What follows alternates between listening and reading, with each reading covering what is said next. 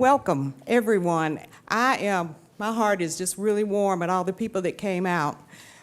And I want to welcome everyone for the Health Equity Coalition. So you say to yourself, who in the world are you? Who are those people?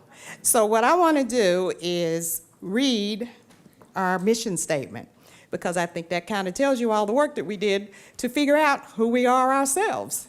And that will kind of inform you on what we've been doing and why. So the Health Equity Coalition is a group of organizations, rural and urban, throughout Western North Carolina from various communities who join together to learn and share our knowledge to improve the health of our communities. And our statement is, a healthy Western North Carolina where all people have equitable access and a voice in their health care as well as resources to address the social determinants of health and live healthy lives inclusive of all races, gender, locations, socioeconomic status.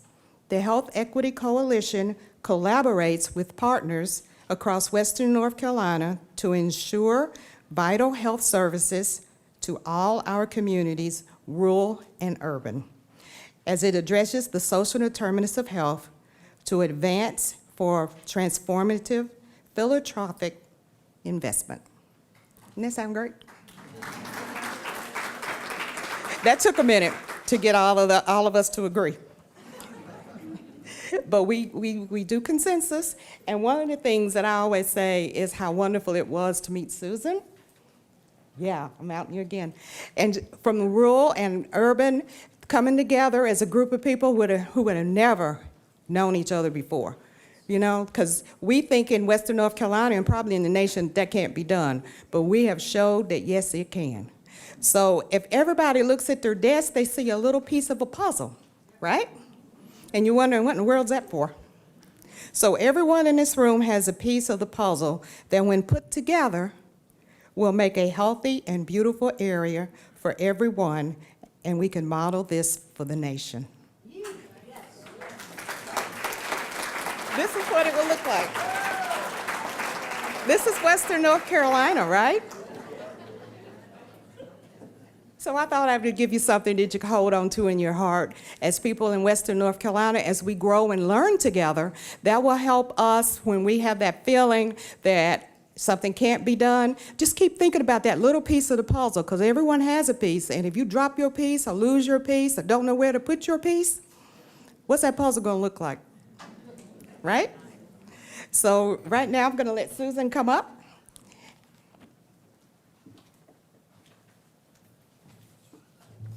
Hello, it's thrilling to be here and to see you all.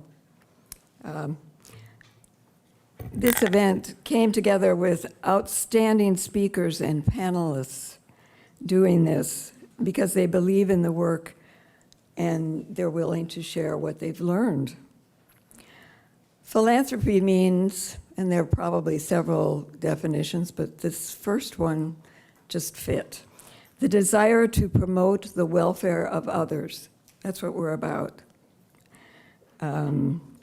You should know that this event is being live streamed so that people throughout Western North Carolina can view it. I'm thinking of rural citizens who'd have had to drive hours each way to get here. Western North Carolina is largely rural, and most of our speakers have great experience to share about their work in rural areas. I'd also like to recognize Deborah Miles and Tamiko Ambrose Murray, who have co-led this organization. And I think Tamiko's out doing things. They've gotten HEC to this point, and HEC is, of course, Health Equity Coalition. It just, when we chose that name, I loved it because it was short and descriptive, and that was Kathy Avery who said, well, why don't we just be HEC? So there we are. We have a special way of doing questions or remarks as you listen to the speakers and panelists. So if you will, in your program, you should have 3x5 cards. If something occurs to you that you want to ask, please write it on that and pass it down this way. And we have baskets. We will collect them and share them with the speakers and the panelists during Q&A, or even before Alan McGregor suggests. I'd like to thank our very generous sponsors. Of course, the University of North Carolina at Asheville. And the forum itself is hosted by OLLI, the Osher Lifelong Learning Institute. Partners in the event are the YWCA of Asheville, SEARCH, which is Sustaining Essential and Rural Community Healthcare, and Carolina Public Press. And I have been asked to say a word by Stephanie Carson, who says there's a table in the hall, and if you would like to be on their email list and get notices of what they're doing, please sign up out there. And of course, we would want to acknowledge the volunteer time and talent of many HEC individuals who brought this together. I'd like now to introduce Alan McGregor.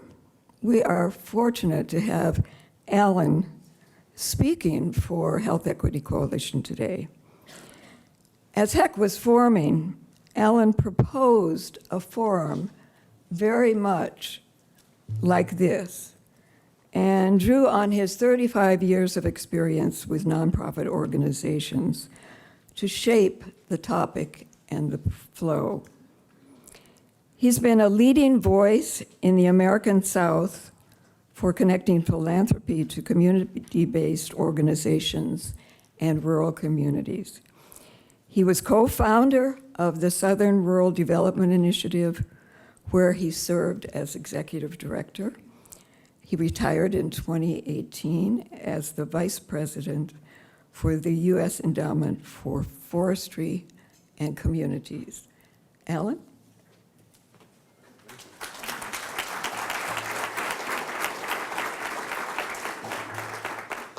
Just want to thank all the HEC volunteers who are here. I mean, this has been an extraordinary teamwork. We appreciate everybody's contribution. And thank you all so much for being here. As you may have heard, we sold this place out pretty quickly. We probably should have gotten a bigger place. But it just indicates the interest people are coming with to this issue. My job this morning is to frame up the conversation a little bit more. And I feel pretty inadequate about that because it's kind of a complicated thing. So I'm going to call on Seamus Heaney, who's a little bit more articulate than I am. You may know him, a great Irish poet. And he wrote a poem called Double Take. And I think this verse, you may have seen it scrolling earlier this morning, may be applicable to our situation. History says, don't hope on this side of the grave. But then, once in a lifetime, the longed-for tidal wave of justice can rise up, and hope and history rhyme. The longed-for tidal wave of justice can rise up, and hope and history rhyme. Now, Heaney had a much more serious situation he was talking about. He's talking about how conditions aligned unexpectedly in Northern Ireland to allow the cessation of violence there. So we're not quite in that kind of a dramatic situation here in Western North Carolina, thank goodness.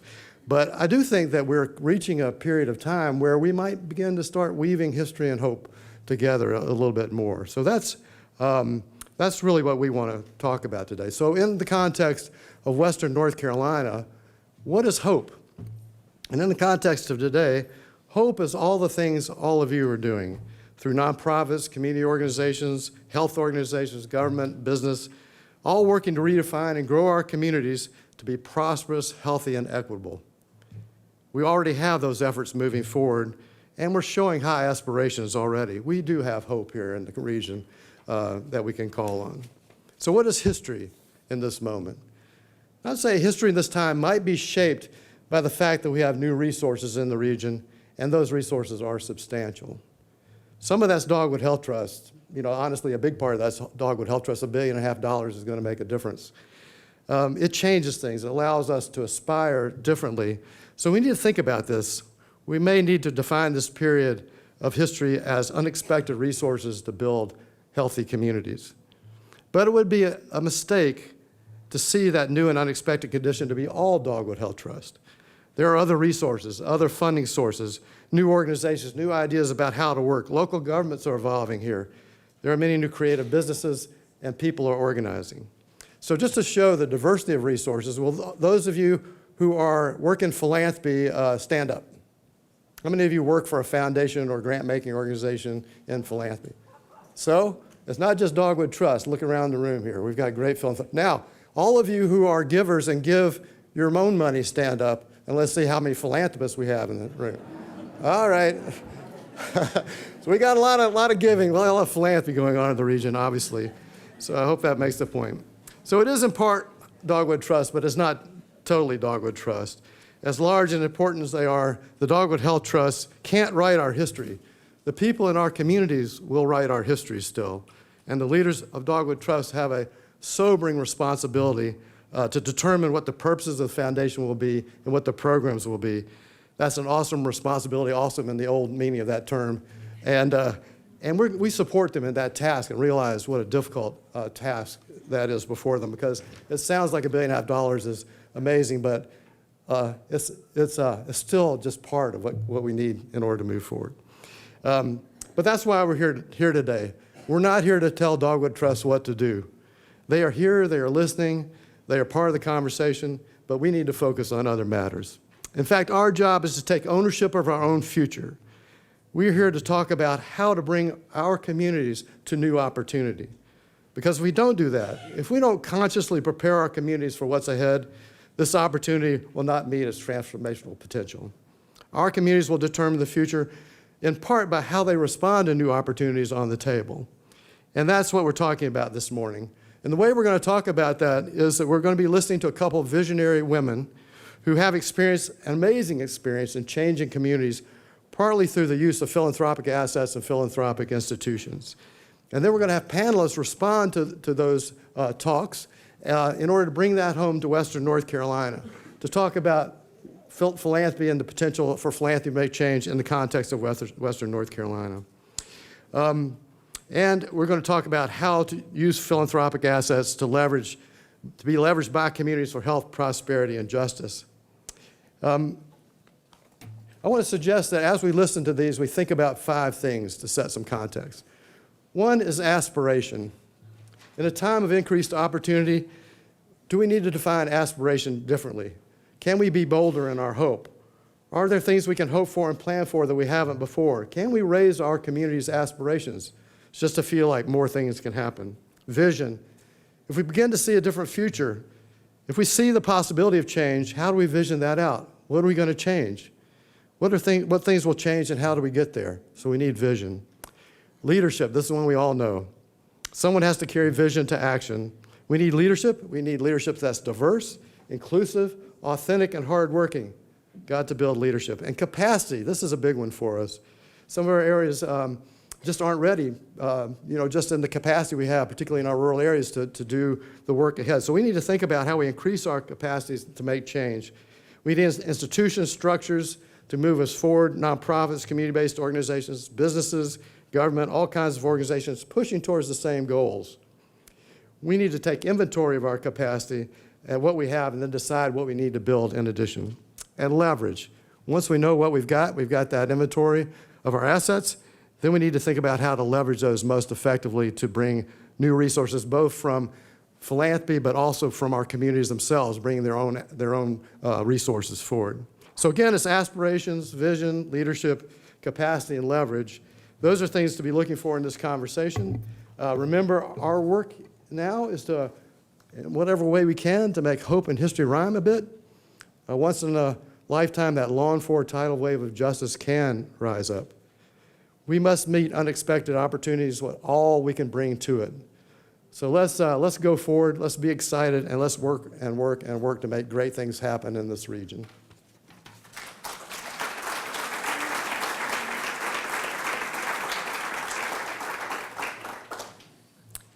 It's my pleasure to introduce Brenda Solazaro, but first I wanted to thank a few other people who made contributions to make this happen. The Self-Help Credit Union was instrumental in providing funding. Alan McGregor and Maggie Mead, Kathy Avery, Victoria Hicks, thank you very much. Brenda Solazaro has just completed 2 years as the first CEO of the Headwaters Foundation of Montana. She will share her perspective on what was important during those developmental years, working to make a healthy and thriving Western Montana. And sometimes the title of the foundation is of Western Montana, so maybe she'll tell us why it goes back and forth. Anyway, Brenda was recruited from California, where she had leadership positions at the California Endowment and the Blue Shield Foundation of California. She has a degree in law and is a Terrence Keenan Emerging Leader in Philanthropy. Her daughter, Alina, traveled with her from Montana to experience beautiful Western North Carolina, and she's in the audience. Raise your hand, Alina. There's Alina, 15 years old. Brenda. Good morning, everyone. I like the headless headset because I like to be among the people and not behind the podium. It's kind of consistent with my approach to philanthropy. About 20 years ago, a mentor of mine was talking to me because I was getting recruited for my very first job in philanthropy. And he said to me, Brenda, who do you think you're accountable to in this new role? And the eager beaver, very youngsome me said, my boss. And he said, try again, Brenda. Who are you accountable to? I said, oh, I know, the board. No, Brenda. Think about it. Who are you accountable to? And as I sat there kind of struggling, and I didn't know anything about philanthropy at the time, I said, Calvin, can you please help me? I don't know what you're trying to get at. And he said, you are accountable to the community. When you go into this role, remember that. Because there are too many people that go into philanthropy and forget that through their course of their career. And that conversation has stuck with me through my entire career. And I've been doing this work now for 20 years, first in California and now at the Headwaters Foundation. And the name changed, Susan, because Headwaters Health Foundation of Western Montana was too long to say, and everybody just started referring to us as Headwaters, and so that's how we ended up with Headwaters. But I want to go back to Calvin's words of advice to me, because it's something that has really driven the evolution of Headwaters and the evolution of my story in philanthropy. Because I often say that the resources that came out of the sale of our hospital in our community don't belong to me. They don't belong to the board. They belong to the community, and if the community is really going to be an equal partner in this, they must have a voice and a part in doing the work of Headwaters. So that's really what I'm going to share with you. How many of you have been to Montana? Yay, there's lots of people. It's a beautiful country. But there are there's some similarities, I think. And as I was talking to Susan, I was like, oh, the story of Headwaters is very similar to what's going on in Western North Carolina. So we are a health conversion foundation. Our local hospital got sold, and the resources from that created the foundation. And I'm going to start off by first sharing with you a high-level overview of where we landed, and then I'm going to go back to how we got there. The foundation serves the 15 most western counties in western Montana. And when we were created, our founding documents said that we needed to address the health disparities and the health challenges that exist in our state. So our vision is a Western Montana where people, especially the most vulnerable, and in Montana, that tends to be the American Indian community that suffers significant health disparities, as well as low-income families. We want to make sure that all of us in Western Montana are healthy and thriving. And the way that we do our work is what is described in our mission statement. And the key piece I want to underline here is the side-by-side. We don't do this work on our own. We don't do this work to community. We do it side by side in true partnership. And that has been a critical piece of what we have been doing at Headwaters. Our strategic focus, so this is sort of our big framework that we think about, is a social determinants of health, which is a lot of gobbledygook to a lot of people. What it really means is that where you live, where you grow up, where you play, what you eat, have far more significant impact on your health and well-being over time.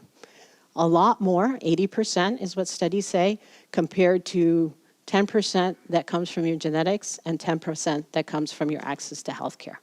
So the fundamental belief for Headwaters is that we need to work in that 80% space, which includes things like early childhood and building resilient parenting, behavioral health of children and families, housing, food security, school wellness, and youth development. So we really thought, if we're really going to change the future of the health of Western Montana, we have to start in this upstream prevention focused on kids. And the vision is not about what we're fixing today, but that in 20 years, Montana will be one of the leading states in terms of its health indicators and not middle of the road in the way that we are today. Our approach, and this is really a critical piece. We have really been thinking about how do you put the community in the driver's seat. I'm not from Montana.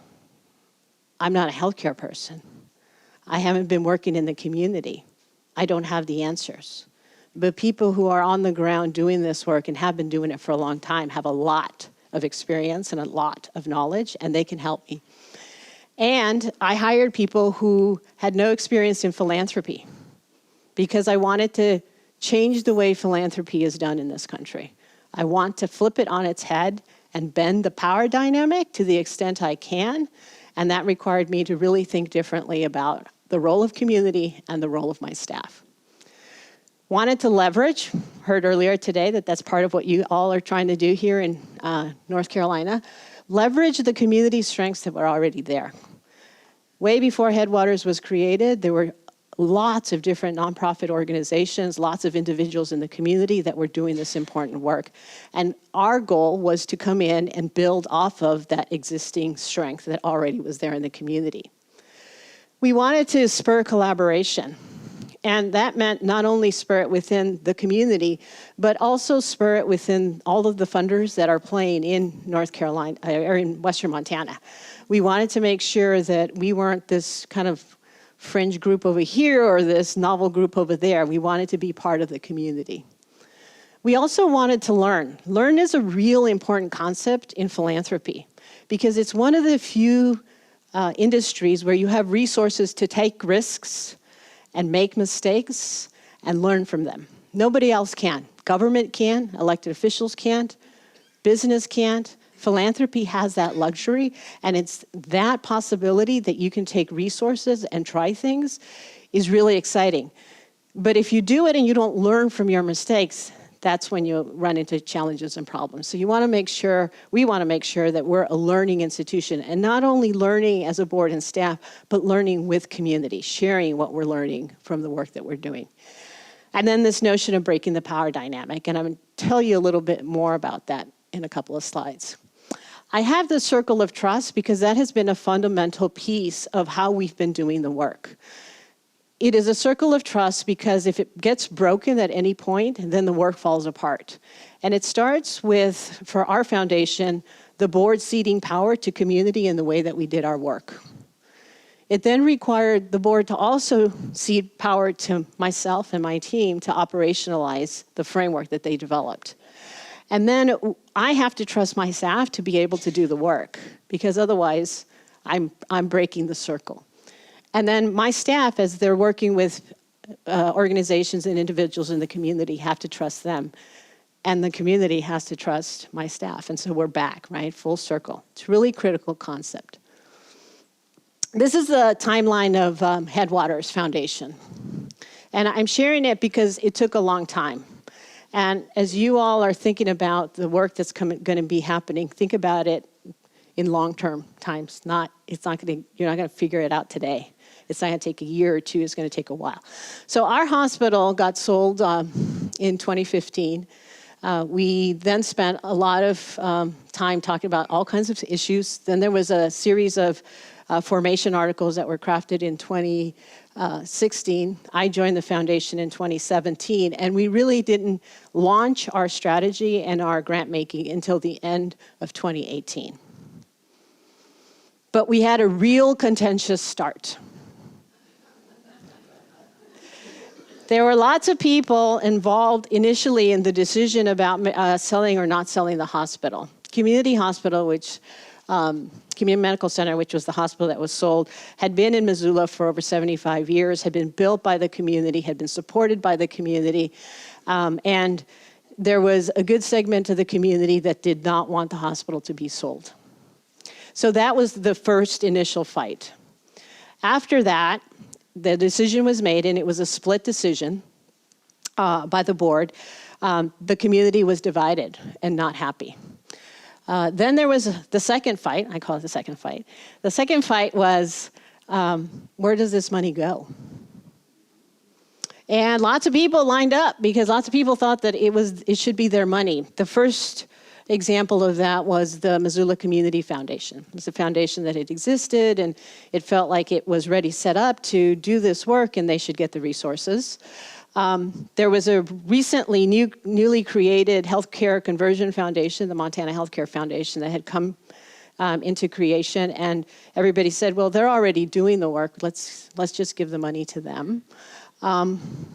Some of our board members, and I have permission by my board to share this, thought that the money might go to the university because the university was an anchor institution in Missoula, Montana, and which is where the hospital is located, and they thought that the money should go there. The community got up in arms about all these different conversations that were happening and started to organize, including a significant press campaign. Writing to the Missoulian, which is our local paper, telling stories about all the things that were being done wrong, that there was not an opportunity for input, that the community was being left out, and that backroom deals were being made around who was going to get this money. And that got the Attorney General involved. And the Attorney General came in. This is fun, right? Luckily, this was all before me. The Attorney General got involved and came in and created a series of documents that I would say were really prohibitive for the board, but from a good place, right? Wanting to protect the interest of the community, and really provided some direction to the board that would require them to figure out how to effectively engage community in the decision-making process. And that led to a restart. The first thing is they decided, okay, we're not going to give it to any of those entities. There's too many politics involved, and we're not going to make anyone happy, so we're going to create a new foundation. And we're going to really look at our board composition because the board was heavily represented by folks that had been on the hospital board. And the Attorney General said, no, you're going to have a community open process, you're going to have nominations, and you're going to select people that are more reflective of the community. So our board actually went through that process, and today our board really represents our region. We have American Indian leaders on it, we have nonprofit leaders, we have folks that are parents in our community, and that diversification, I think, has really created a much stronger, more community-connected board. The second thing that my board chair often says is, I didn't know what I didn't know when I started this. And ever since you've been on board, Brenda, I've learned a lot about philanthropy and about how to do this work. And has really completely changed the paradigm about what foundations can possibly do. We also got to this place with the board where we prioritize community input. It became the central theme of our strategic planning process. And we also had a board that not only our board chair, but every board member became very open to the idea of learning about philanthropy before they took any action. Now, I want to talk a little bit about these different types of funding approaches before I continue to tell you the story of Headwaters. These are 4 different categories, and none of them are the one. So I'm going to just describe them to you briefly. First, there's a charity model, right?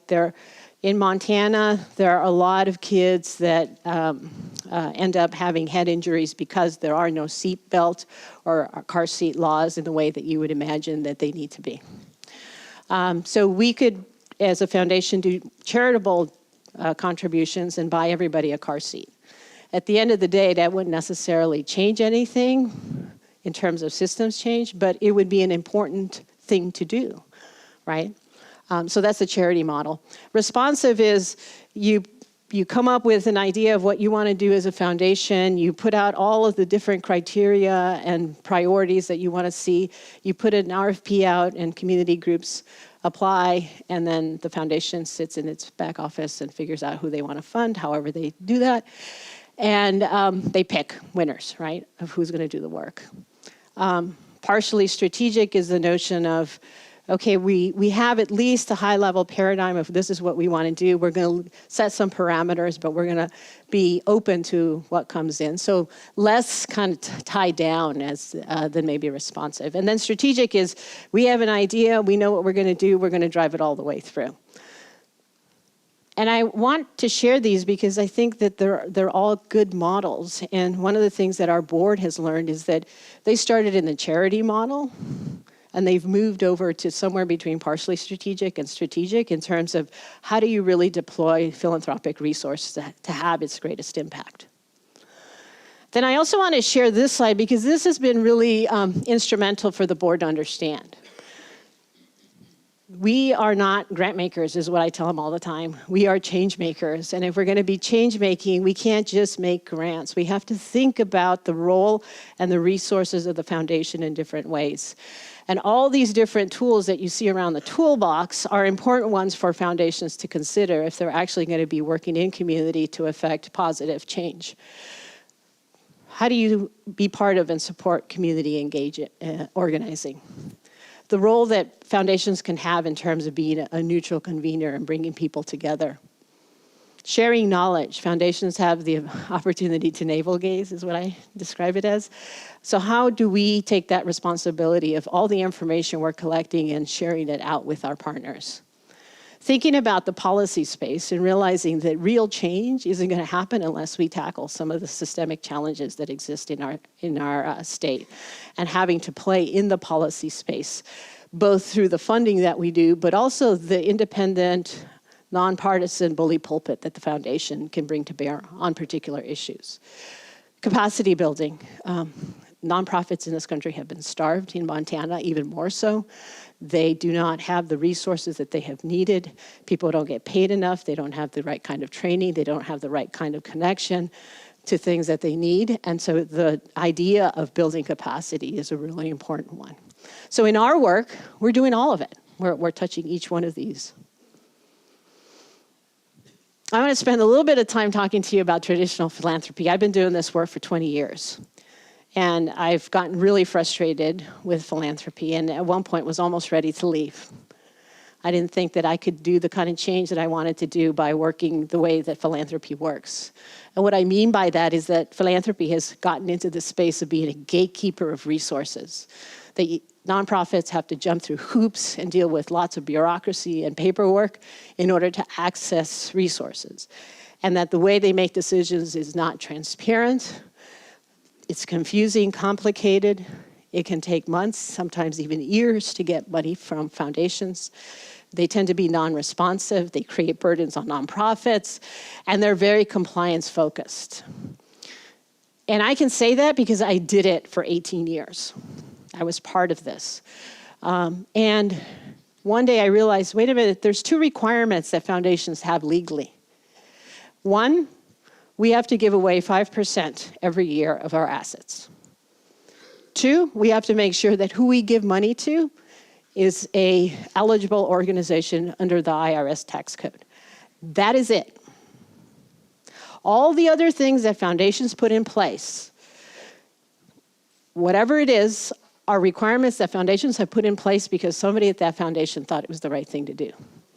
Because historically, that's the way philanthropy has said it does its work.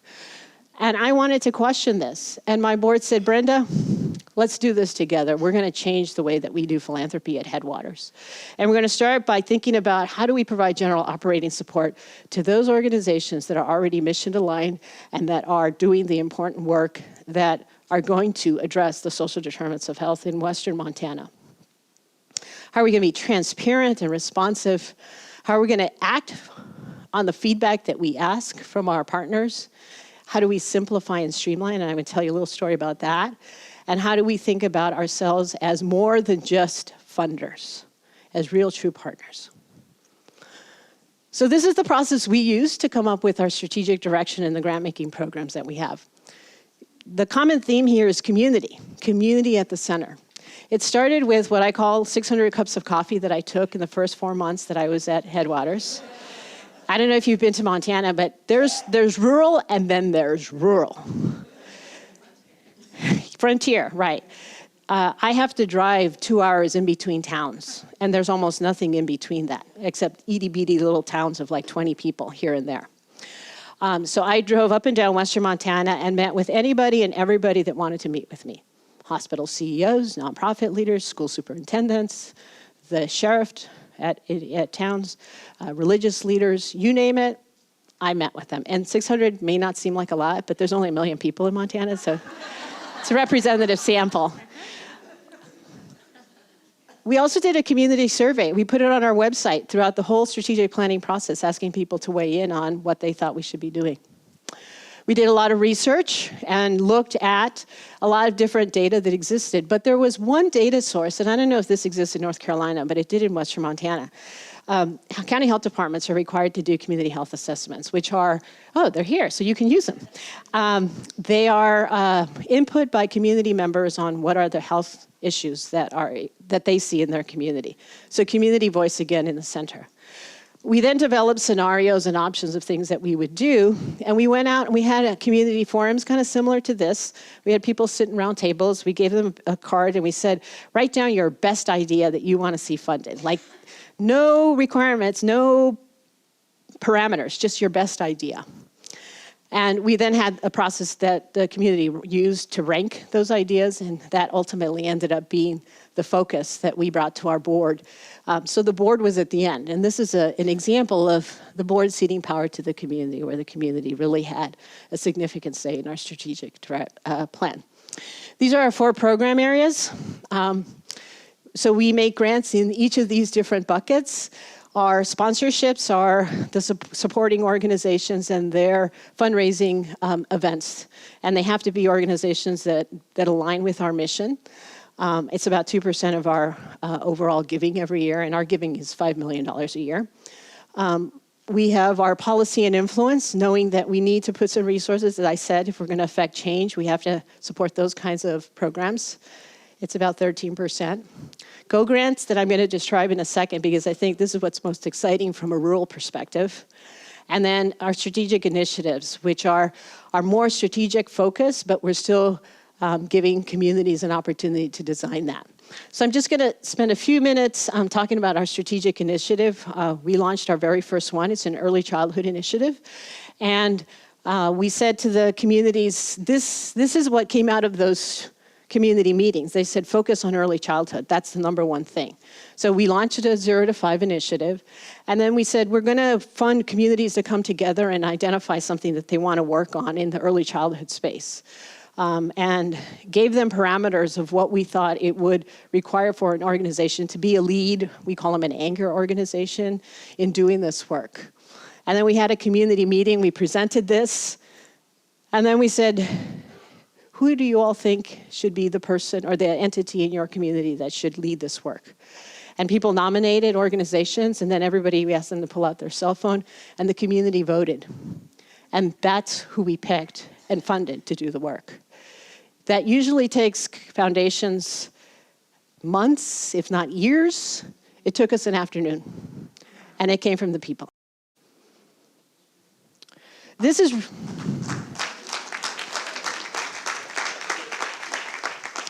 is a really interesting snapshot. I tell my funder colleagues, I don't have what's called a board docket. A board docket is sort of the internal language that we use to talk about how foundations internally make decisions and make recommendations to the board. I don't have one. What we did is the board approved the strategic framework at a high level. It's a 6-year strategic framework. And then they approve a budget and a work plan every year that has some parameters, guardrails that the staff uses to go out and operationalize the grant making. It is transformational. Why? Because my staff isn't in the office reading proposals and doing write-ups. They're out in the field working in community side by side. So they actually approve all of that, and our strategic initiative, our Go grants and our sponsorship grants, we operationalize. So we can turn them around very quickly and effectively. The only grants that the board does review and approve is our policy grants. And the reason that they do that is that in our state, politics can get very complicated. And even though we're nonpartisan, the work we do can be perceived as partisan.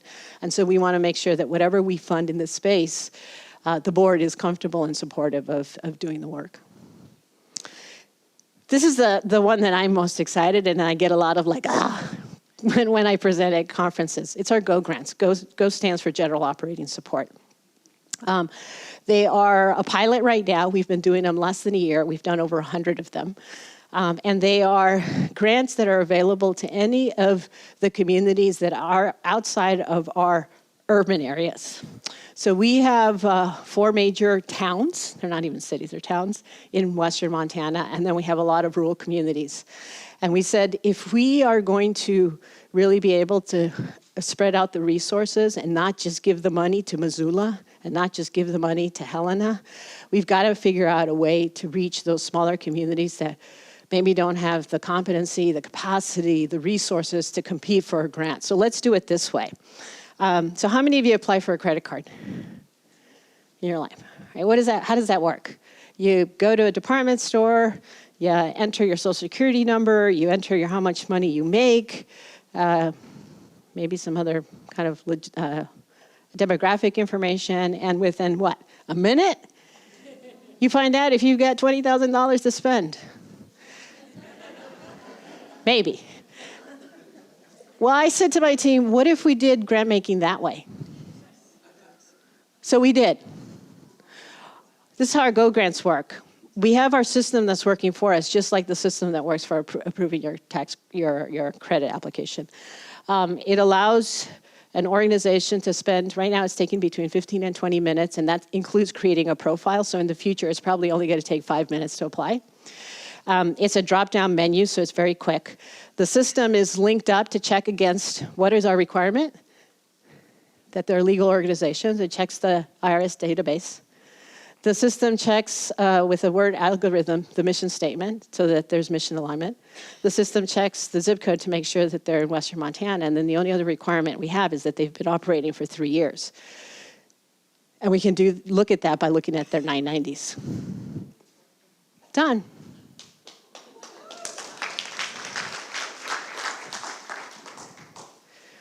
People say, well, what about due diligence, Brenda? Well, the IRS did its due diligence. The organization's been doing this work for 3 years. We know that they're in western Montana. What more do I need to know? They're mission aligned. Second piece is, this is built on trust. Remember that circle trust? This is trusting that these organizations that have been on the ground doing this work can do this work. And that my role is to make it easy for them to do it.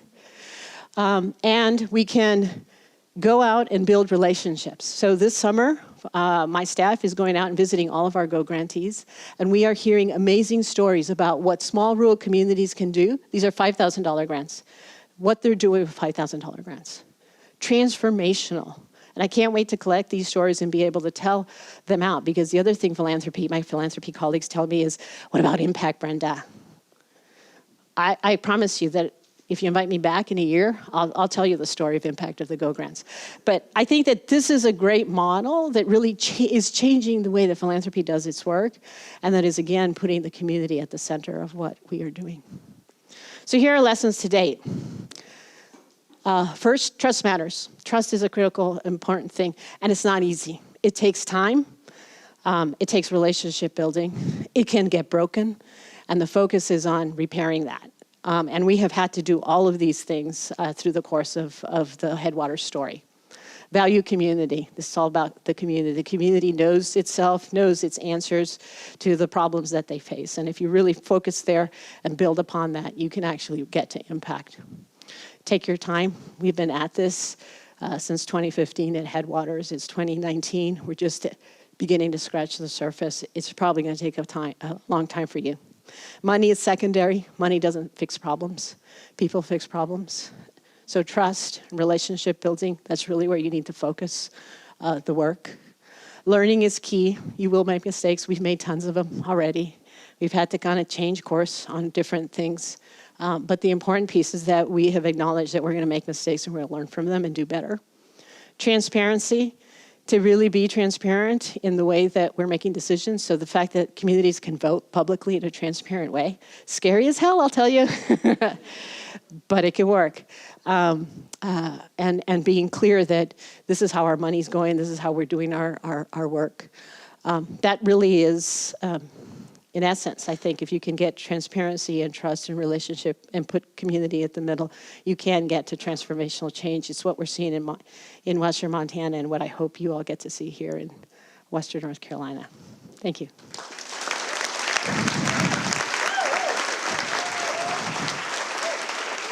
We have a dynamite panel to follow up on this with the moderator, Alan Smart, who is that.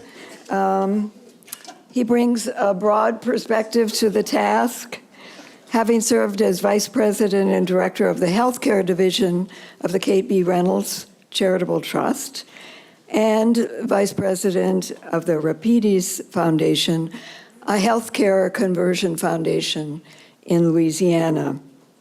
He's an advocate for improving rural philanthropic practice. Check out his cogent writings in the listing in your program under resources. Find his name.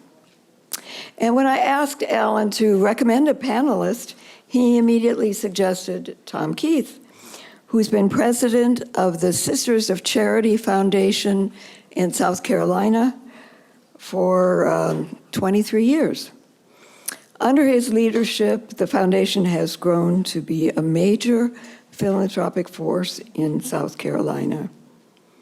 I'm especially impressed by the work of the South Carolina Center for Fathers and Families, instituted by Sisters of Charity under his watch. His own father was one of his heroes, I read. Jen Nixon is here from North Carolina, came back to the town where she grew up to lead the Reedsville Area Foundation, which is a long-established conversion foundation and serves rural Rockingham County, where during her tenure she's been a change maker, working to embed an equity lens and to create non-traditional leadership. And one thing you should know about her, she has a PhD in applied social studies from Warwick University in England. Who knew? So come up, please, and we will hear from you now. Thank you very much. Well, greetings, everyone. I'm in from Winston-Salem, so it's a beautiful drive and happy to be here. And thank you, Susan, and all the organizers for having us. It's both a personal and professional passion of mine that at times has become almost overwhelming, this idea of how philanthropy can best connect to community, particularly in the rural space. And After 20 years inside the walls of funders, first in Louisiana and then in North Carolina, I've had the privilege for the last couple of years of kind of roaming around the country, writing, presenting, provoking at times, and but really taking a look at what really effective community-based philanthropy looks like. Some of it very tactical, as Brenda talked, some of the tactical piece, but some of it very kind of cultural, how philanthropy can be embedded in kind of the leadership structures, in the kind of the advocacy work that any community needs to have a vision going forward in a holistic, equitable kind of manner. So we have three outstanding grant makers here. You've heard from Brenda already. Just to give you a little context, no one knows the actual number. There are somewhere between 300 and 400 healthcare conversion foundations in the country, in 47 or 48 of the 50 states. We are nearing the end, likely, of wave 3 of the conversion movement. And the waves have had different kind of healthcare reimbursement and business contexts, fear of managed care, technological demands, aging of religious orders. I'm working now with a startup healthcare conversion in Huntington, West Virginia, where the totality of the sisters, the Catholic nuns who ran the hospital in the United States numbers 17, and their average age is 82. And they made a decision only recently, in the last 2 or 3 years, they could no longer be kind of present in the way they wanted to in terms of the operating two rural hospitals in West Virginia. So, you know, the movement is very tied into kind of both the history of the evolution of healthcare, but I think we need to recognize that healthcare conversions in many, many places in the country have become almost overnight the dominant philanthropy. In places where there was no philanthropy, in places where there had been a history of few families and community foundations, but overnight, often, you know, the 200 million or 500 million, or in cases locally, over $1 billion foundation is created, and reasonably people are eyes wide open. What's next? What does this mean? Where do we go from here? And hopefully in a very kind of community-minded way, you know, how can we maximize the kind of opportunities? As Alan McGregor said, and Brenda also mentioned, the grant making, the dollars, while in any community may seem, you know, and are certainly an important financial resource, I'd advocate that much of the value of philanthropy is in these kind of leadership, advocacy, issue elevation roles, in that kind of good government, objective sense where the accountabilities are you know, as the foundation wants to make them in many ways.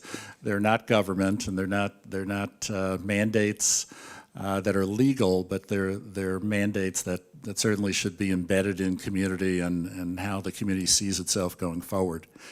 So we certainly are mindful of time, having run a number of these kinds of sessions in my time. So we're going to get to a few questions that I had prepared for my colleagues. I'm going to let Tom and Jennifer kind of take a few of them, and maybe since we've heard from Brenda, she can kind of either reflect on what they've said or add a little, you know, to what you had just talked about. But I have a few that are kind of, as I said, tactical, and a few that are more, you know, where you started and where you are now. And then I think we have some note cards maybe that will come up, and we'll kind of sort through those, or maybe someone can pre-sort them for me, and we'll kind of go from there. So we'll start with Jennifer down at the end. Talk a little bit about the mechanisms that you have in place, and perhaps the evolution of those mechanisms for community input into your strategy, into your the grant making, into kind of really your relationships across sectors, and tell us a little bit about what you feel has worked well, what you feel really proud of. Absolutely. Good morning. I want to play off what Brenda said about having staff that's in the community, being visible in the community, and take that one step further and urge you to hire staff that's from the community, that knows your community. There's no better way for a foundation, a new foundation, to gain credibility. And there's no worse way than to start with an all-new, brand-new slate of people that no one knows, no one has seen, and you're being asked to trust, because trust doesn't happen overnight. So I think having people that the community knows and trusts in your foundation is a great first step. The other thing that we've done is we've gone outside of our own walls. We recognize that our foundation building and our boardroom is not always a comfortable place for community to sit physically. So we hold our board meetings on our Public Housing Authority in their conference room. We go out into communities. We're visible. We wear jeans, not a big deal, sort of a big deal.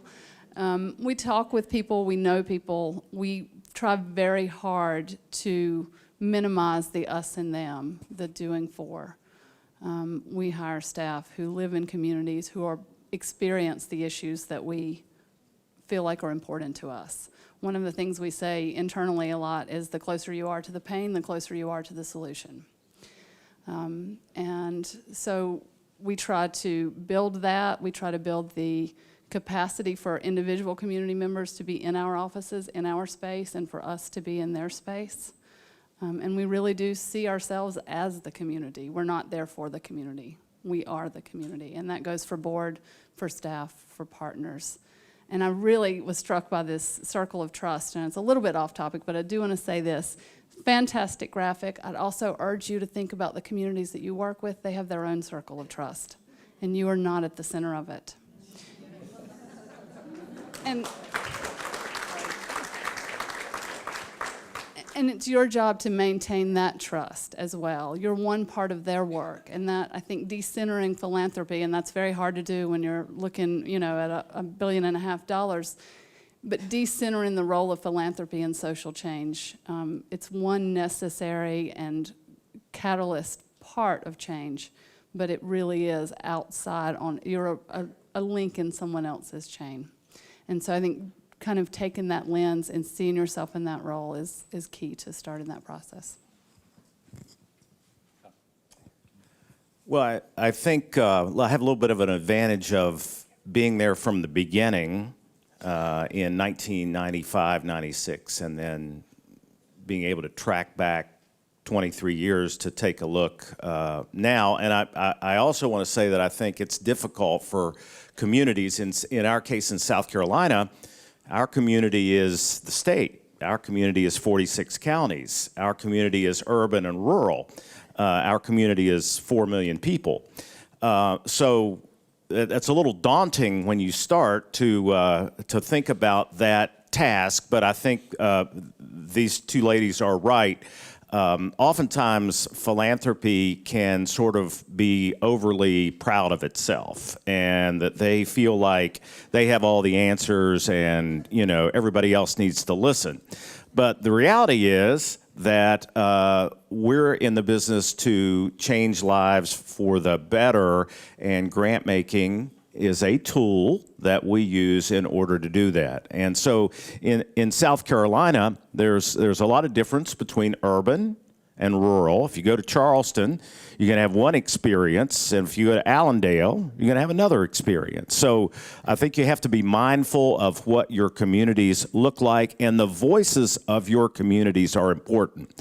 We experienced early on kind of what I call the umbrella syndrome, where you might go into a community that's rural, and the elected officials or others may say, well, let me speak for this community. Nobody else really, you don't really need to talk to anybody else. I can speak for the community. We fell for that a couple of times. But you have to reach beyond the perceived leadership and talk to people that are on the ground. Not only people providing the services, but people receiving services. Because the worst thing we can do is be prescriptive. We don't want to go into communities and tell them what they need to do to make things better. We have to go into communities with an open mind and be willing to be good listeners, because nobody's going to tell you anything better and more important about that community than the people that are getting up every morning and living there and working there and are challenged by that. So I think hearing the voice of our communities is essential. You certainly need data and research to tell you a lot of things, but you'll never be successful in a community unless you have buy-in or you have their voice heard. Otherwise, it's a disconnect. Brenda, you want to add anything to that? The only thing I would add is that I think a lot of funders say that we listen to community, that we're trust building, that we're, going and being there and, all the things that are politically correct that foundations like to believe. And I continue to ask the question about the power infrastructure that communities, that the foundations have built and make communities go through. And that's the question that I keep asking my colleagues is, what are you doing to change the power infrastructure? And especially in rural America, the only way we're going to get resources out to those communities is to break those power dynamics and to make it as simple and as easy as we can to let them do the work. And please.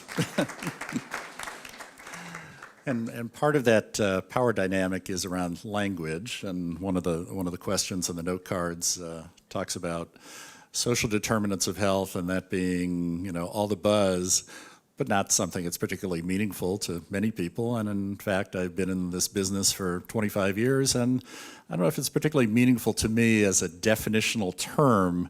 Brenda had her 8 bullets, and you've defined that in your own way, and other funders would define that in kind of different ways. But and then we have a related question about equity.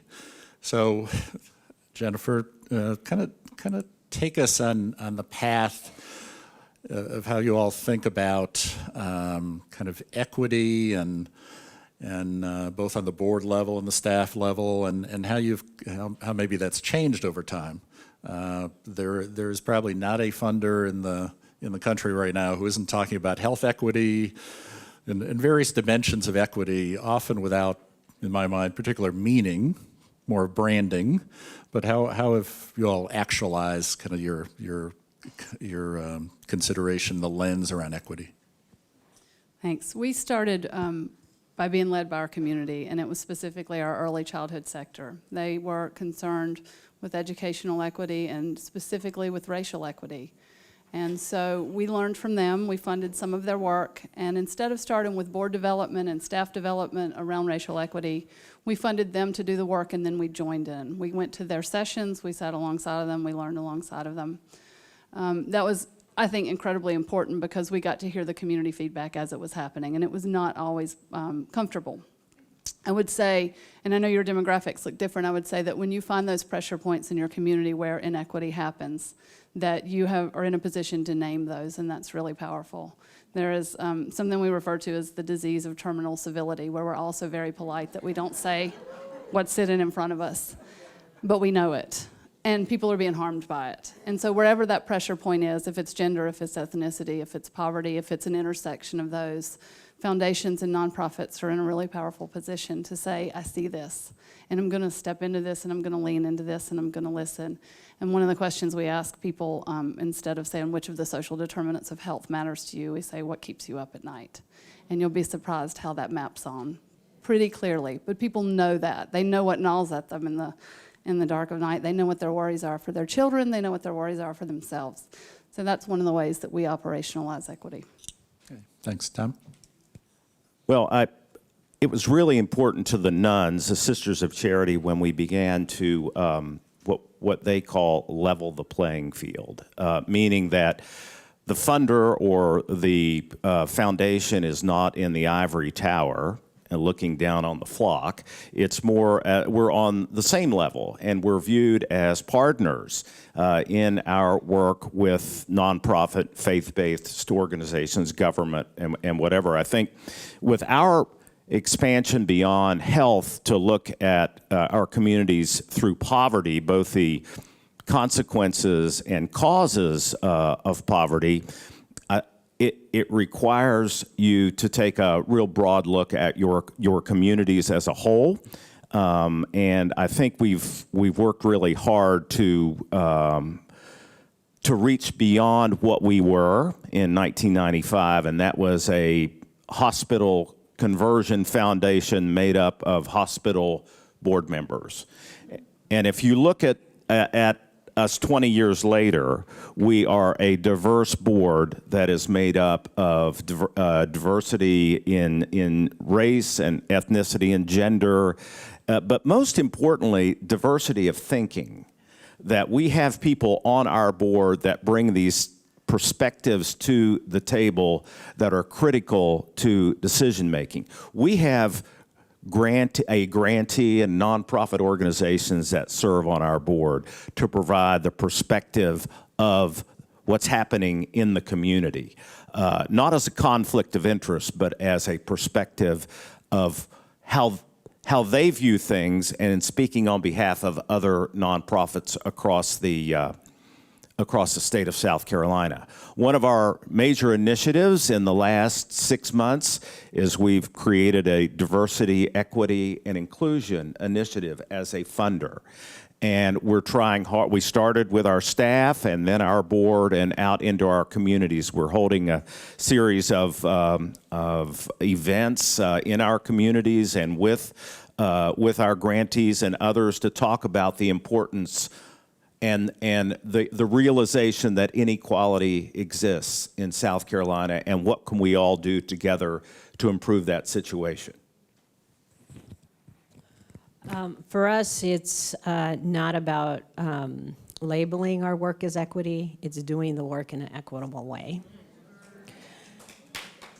And an example I shared with you yesterday, my team was on the Flathead Reservation, which is the reservation within our service area, and we co-hosted an event called Women for Wellness, where they invite women from the reservation to come and access all kinds of services. The foundation had a board, and our board was a booth, and we had a board there that was asking people, what would it take to make your community healthy? And we had Post-it notes, and we had everybody write down whatever it is that they wanted. And I got a screenshot of that yesterday from my team. That's social determinants of health, what's on that board. It's yoga for seniors, it's transportation, it's early childhood care, it's training for parents. Those are the things that community wrote. And so if you really think about social determinants of health in terms of what does the community need, that's social determinants of health. And what's equitable, doing that in a way that breaks the power dynamic.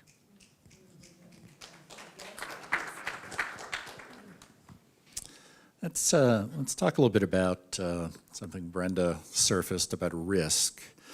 So most foundations of any size say they want to be innovative, risk-taking, ahead of the curve, pushing the question, and the validity of that in terms of their actions might be questioned at times. And there's various interpretations of risk in philanthropy of, the prospective grantee might be risky in terms of their stability, or the idea is risky, or there's personal risk to staff or leadership or board. Jen, talk a little bit about how you guys have thought about risk as a dimension of how a foundation either can or needs to be effective. Right. We use a model in which we look at our portfolio of our active grants every time our board meets, every 2 months.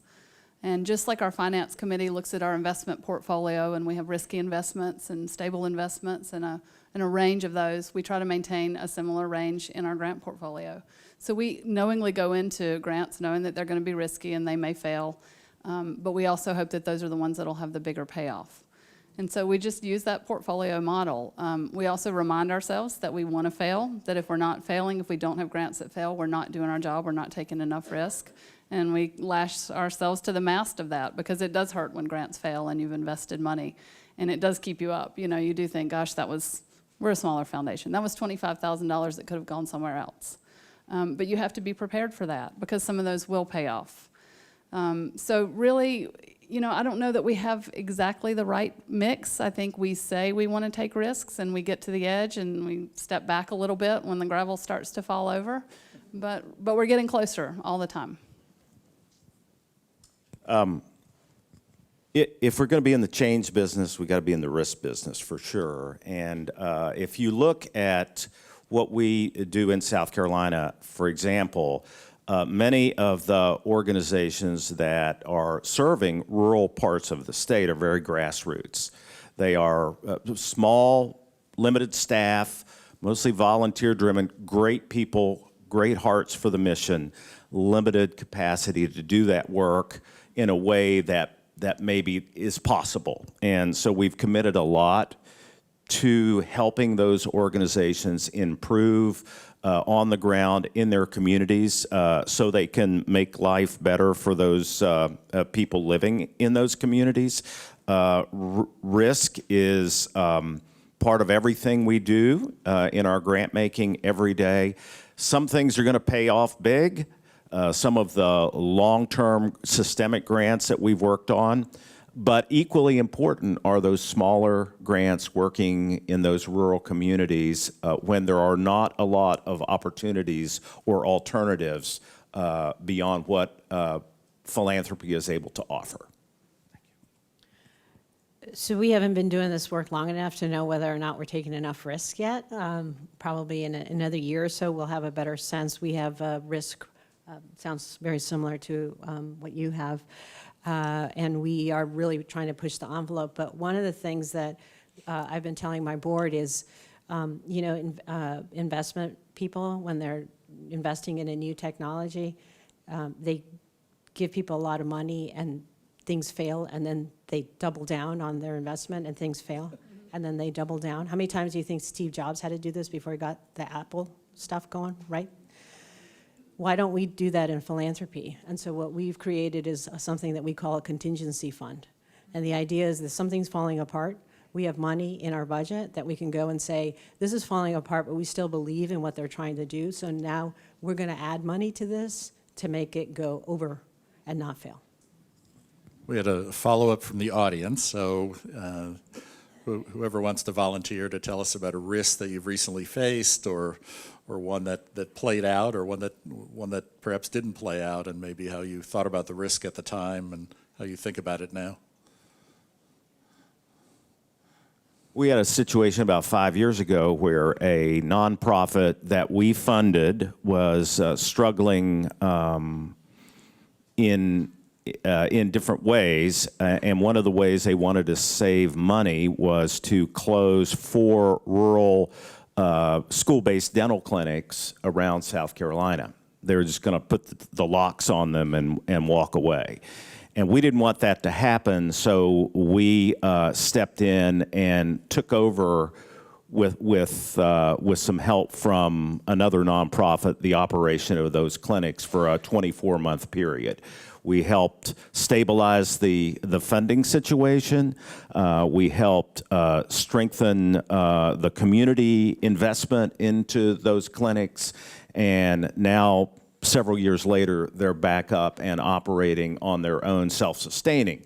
Had we not stepped in and taken the risk, the locks would still probably be on those dental clinics today. And the result is hundreds, if not thousands, of rural children, low-income children, are being served that might not be served otherwise.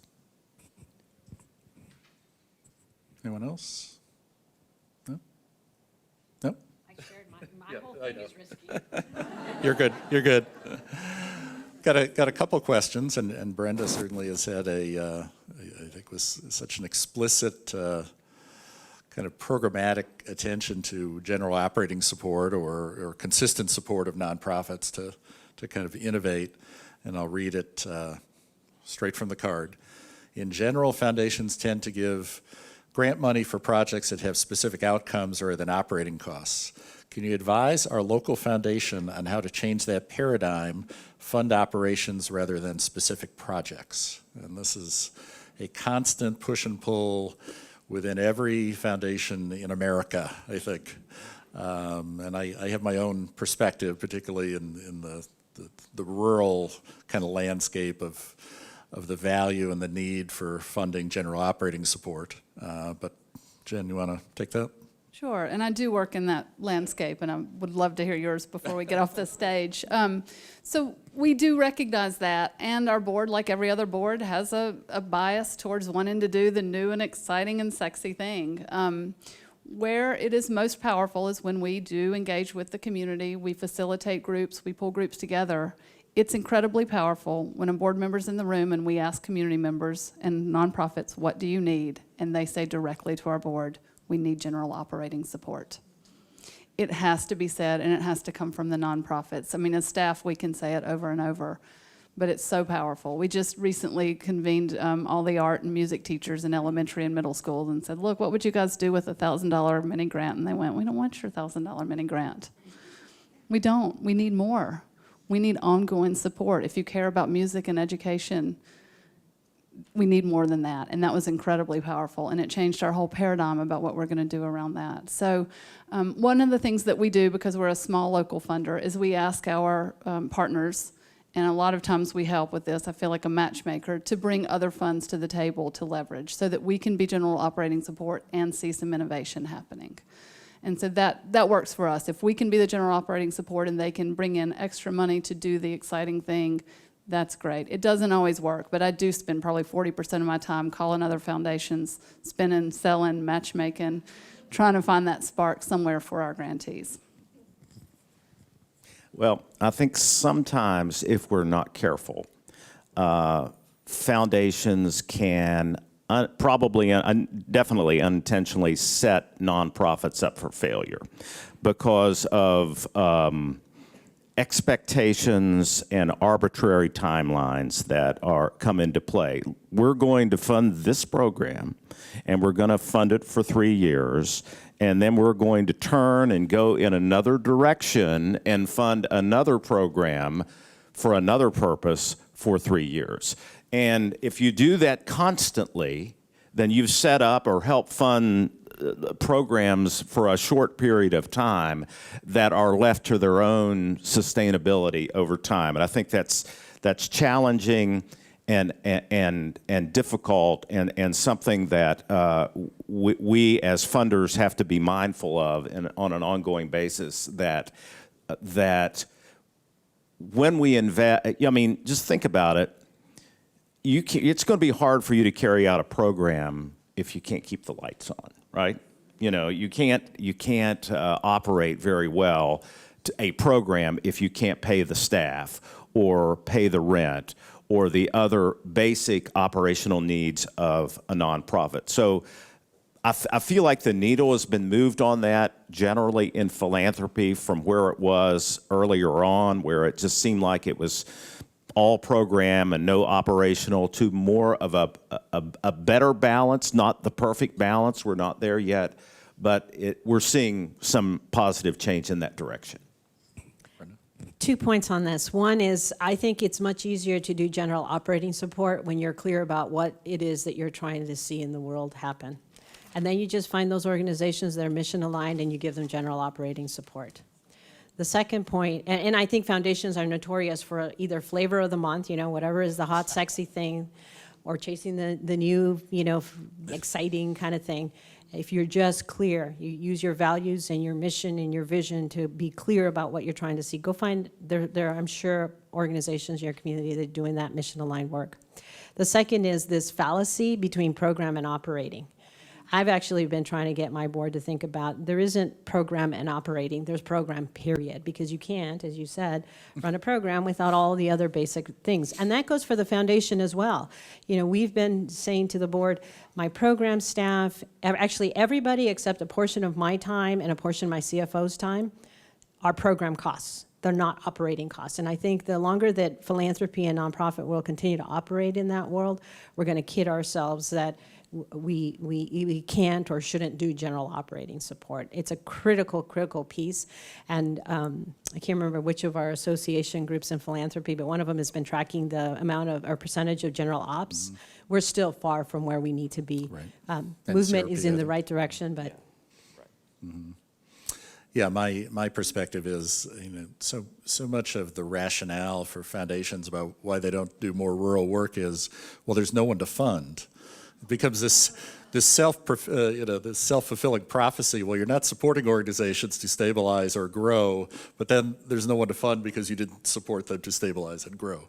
And I think the infrastructure of philanthropy doesn't lend itself. So when I went around and I was doing my 600 cups of coffee, there were a lot of people in the small rural communities who said, if you're going to make me apply for a grant and like do all this work, I don't have time. I don't need your money. I'll just keep doing what I'm doing. And so that's sort of another big factor, I think, that allows, if you're really going to be working in rural communities, is make it easy. And to Brenda's point about kind of the proportionality of their time and how they think about it from the staffing. So my formula, which I often talk about when I give presentations on kind of philanthropic strategy, is so many foundations now have evolved or devolved to be 80% internal, 20% external. And there are reasons for that. And there's history, and there's metrics and logic models and evaluation and a lot of stuff that is all self-imposed. The ideal in my mind is 80% external, 20% internal. And that's often aspirational, but I think it's a good kind of thing to think in mind. Think for yourself, whether you be a community member, board member, or others interested in philanthropy, that we've kind of gotten the formula wrong. We keep reverting back to internal. We should be pushing outside the walls. And Alan, this is not exactly the same thing, but in terms of general operating support, we've had a couple of grantees and a couple of projects where they unintentionally had left money on the table. And I think if you're working in rural areas with nonprofits that are mission-driven and heart-driven, but not necessarily, high expertise in their area, it may be worth thinking about consultants to help with that. And we've done that specifically in substance abuse. We had an organization that came to us and said, we're going to have to close our doors. We had a consultant come in. It turns out there was money being left on the table from the LME-MCO to care for patients without insurance. That really helped with general operating and sustainability. We went through a similar process with student health centers and Medicaid billing. So philanthropy is great and our money is important, and decenter it. There's other money out there, and help your grantees find that, and that can go a long way as well. I've got about 90 minutes worth of questions here, so I'm gonna do my best to touch upon a few that we haven't touched upon before, or we can build out a little bit. You all have various versions, as many foundations, and particularly conversion foundations do, of kind of an urban hub, even if the urban hub is relatively small community, and then the rural to very rural aspects of kind of your geographic landscape. What have you done, or how do you think about what's your responsibility, or what's your thinking about how to bring rural and urban closer together in some, whether it be a regional strategy or at least a better conversation, perhaps? So in our early childhood work, we have been thinking about the strengths that exist in our more populated towns, and connecting them with the communities that are in the more rural parts, and creating learning communities among the groups. And it's been fascinating to see the conversations in terms of the lessons that are being shared, the resources that are being created. And a lot of our rural communities, don't like, or yeah, I guess I can say that, don't like our more urban, our Missoula. And it's been fun to see relationships being formed by us bringing those folks together, and them realizing, hey, we actually have a lot more in common, and we can work together and learn from each other. We just have never been given the opportunity. And the fact, this is the convening power of Headwaters to bring those folks together in ways that they hadn't or couldn't imagine, have been really helpful. I think the other thing, it goes to something that you were saying, which is naming things, right? So foundations, and Headwaters has done this, has named where there's been an inequitable power dynamic that has existed between the two communities, and we're in a safe space to be able to do that, and so we do it.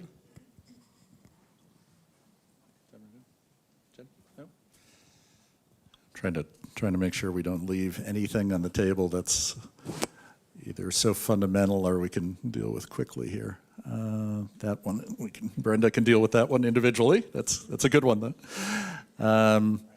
So time for two, I think, and one is certainly merits a lot more attention than we're going to be able to give it here, and I think it runs through three of these, and concerns from the Black community in this region, and let's broaden it to whether it be people of color, people who have been voiceless, marginalized, whatever characterization you want to use in your work. What what's been your intentionality about inclusion and focus and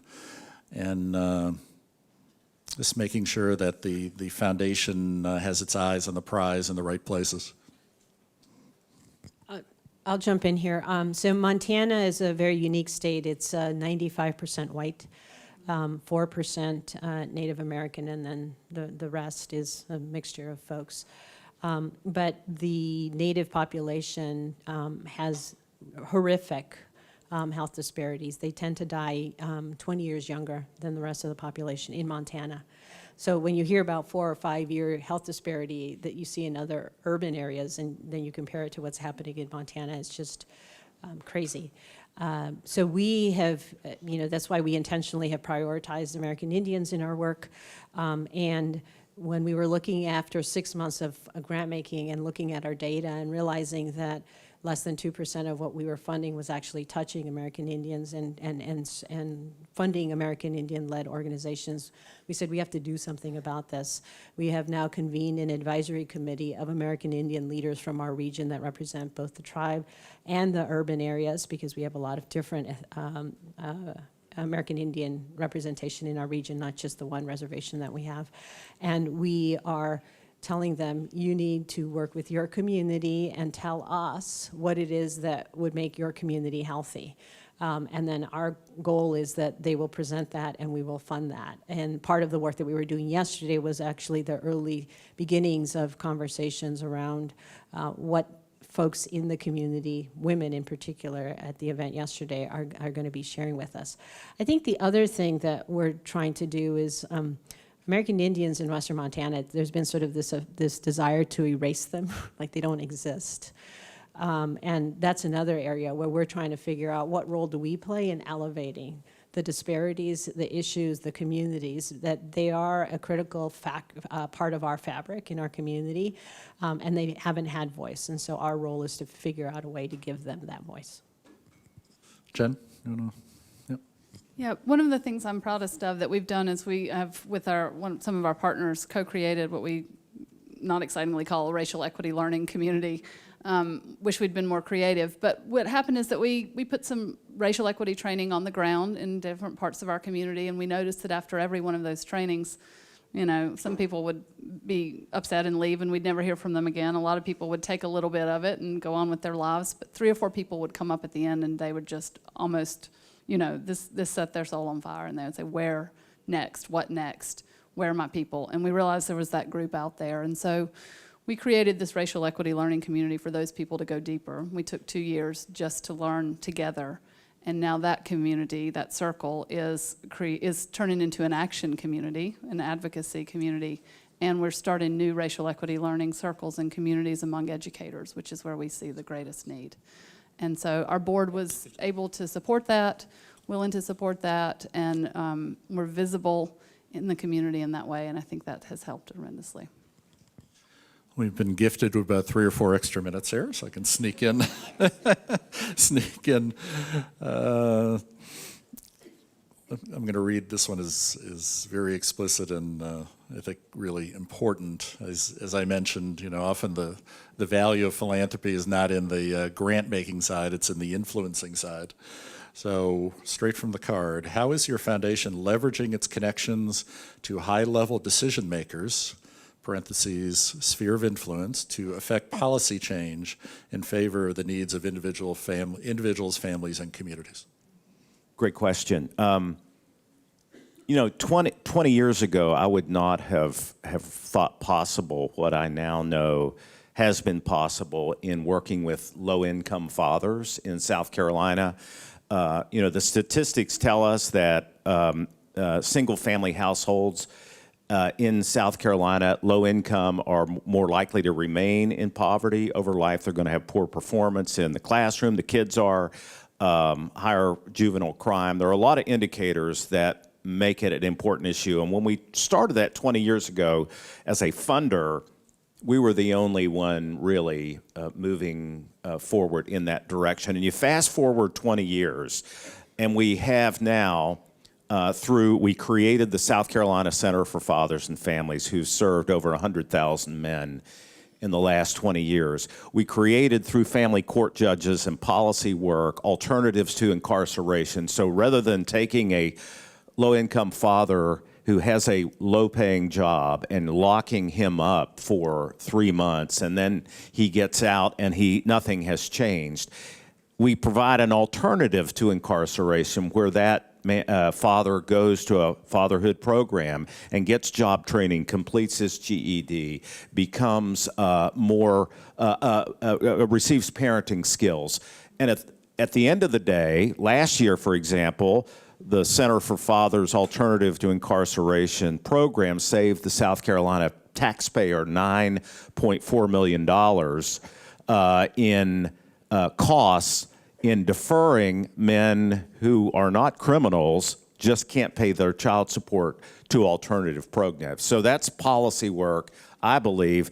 It's multifaceted because it's ground level grant making and philanthropy, but it's also a higher level working within the institutions, the court administration, for example, to change things so it will help a lot of different people, including the taxpayer.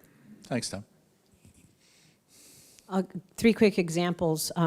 Montana was debating whether or not to continue its Medicaid expansion, and Headwaters funded the study of an economic impact that the Medicaid program had in Montana, which created a very different dialogue around why it was important to continue the Medicaid expansion. So the role of funding research to inform better decision-making is one. Second, we have been partnering with our Department of Health and Human Services Secretary. Montana has had a lot of budget challenges. They have skinned back staff. They don't have the capacity to compete for federal grants. So we funded, in partnership with her, somebody at the University of Montana that is now their federal grant application writer. And in just the 6 months that we've been doing this, Montana has secured over $4 million in new federal grants that weren't there, and that's in partnership, lockstep with the Department of Health and Human Services. And the third is the role that I play in terms of building relationships with key policymakers. I meet with the governor, with our 2 senators, with our House of Rep member, as well as with my mayors and the local county commissioners, so that they can see Headwaters as a resource to the work that they're doing in terms of being able to gather good, important, unbiased, unpartisan information. And just quickly, as a local funder, ours is much more direct. We host an elected officials breakfast every year. We invite every local elected official in the county, and we bring our grantees to share some of their exciting developments and needs and strategies with them. And then we also facilitate trips to the General Assembly in Raleigh. And if you know Rockingham County, you know we're served by the Senate Pro Tem leader. And so I coordinate, and my grants manager, we coordinate a group every 3 months to go. We make the appointment with our senator. We sit down. He's generous with his time. We sit down and we make sure that he knows what's going on in Rockingham County, that he knows what children and families and individual struggles are. And we hope that it influences his decision making. All right, last 30 seconds each, rapid fire. If you were to start a foundation today, what's the best piece of advice you could give people?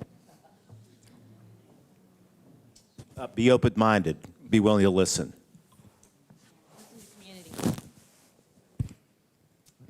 Take the risks that are the scariest. Well, thank you all. Can we have a round of applause for our great panelists?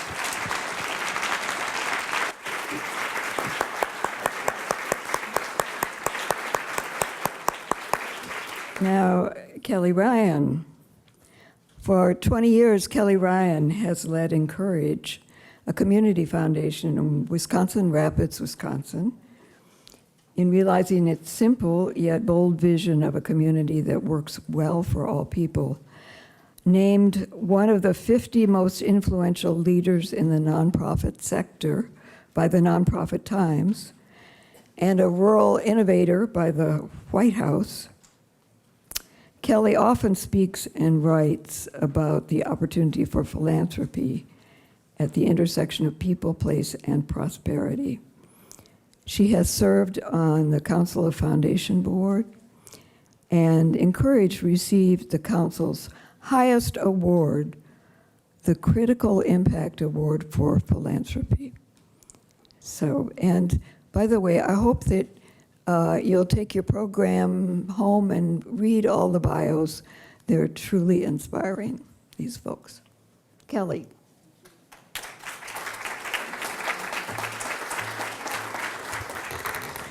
Thank you, and good morning. I just want to say thank you to the previous panelists, to Brenda. Tough to follow, and I'm going to take us in a little different direction. I'm going to tell you a little bit of a story. So first, I want to say this is my first visit to Western North Carolina in Asheville, and this area is just stunning. It's beautiful, right? And we have rolling hills in Wisconsin, but the mountains are really quite majestic. So I don't know how you could tire of this any day. So beyond the beauty of the landscape, I want to say the people that I've interacted with in the last 2 days have been generous, warm, authentic, and welcoming, and clearly committed to community. And hopefully it's not a stretch to assume that's likely why everybody in this room is here, because everyone is committed to this place, to this region, and this community that you all love. So today I'm here to talk about how to maximize philanthropy's potential to create communities and economies that work well for all people. And at its core, philanthropy is about love. So when Kathy asked for a love offering, I think philanthropy is about love.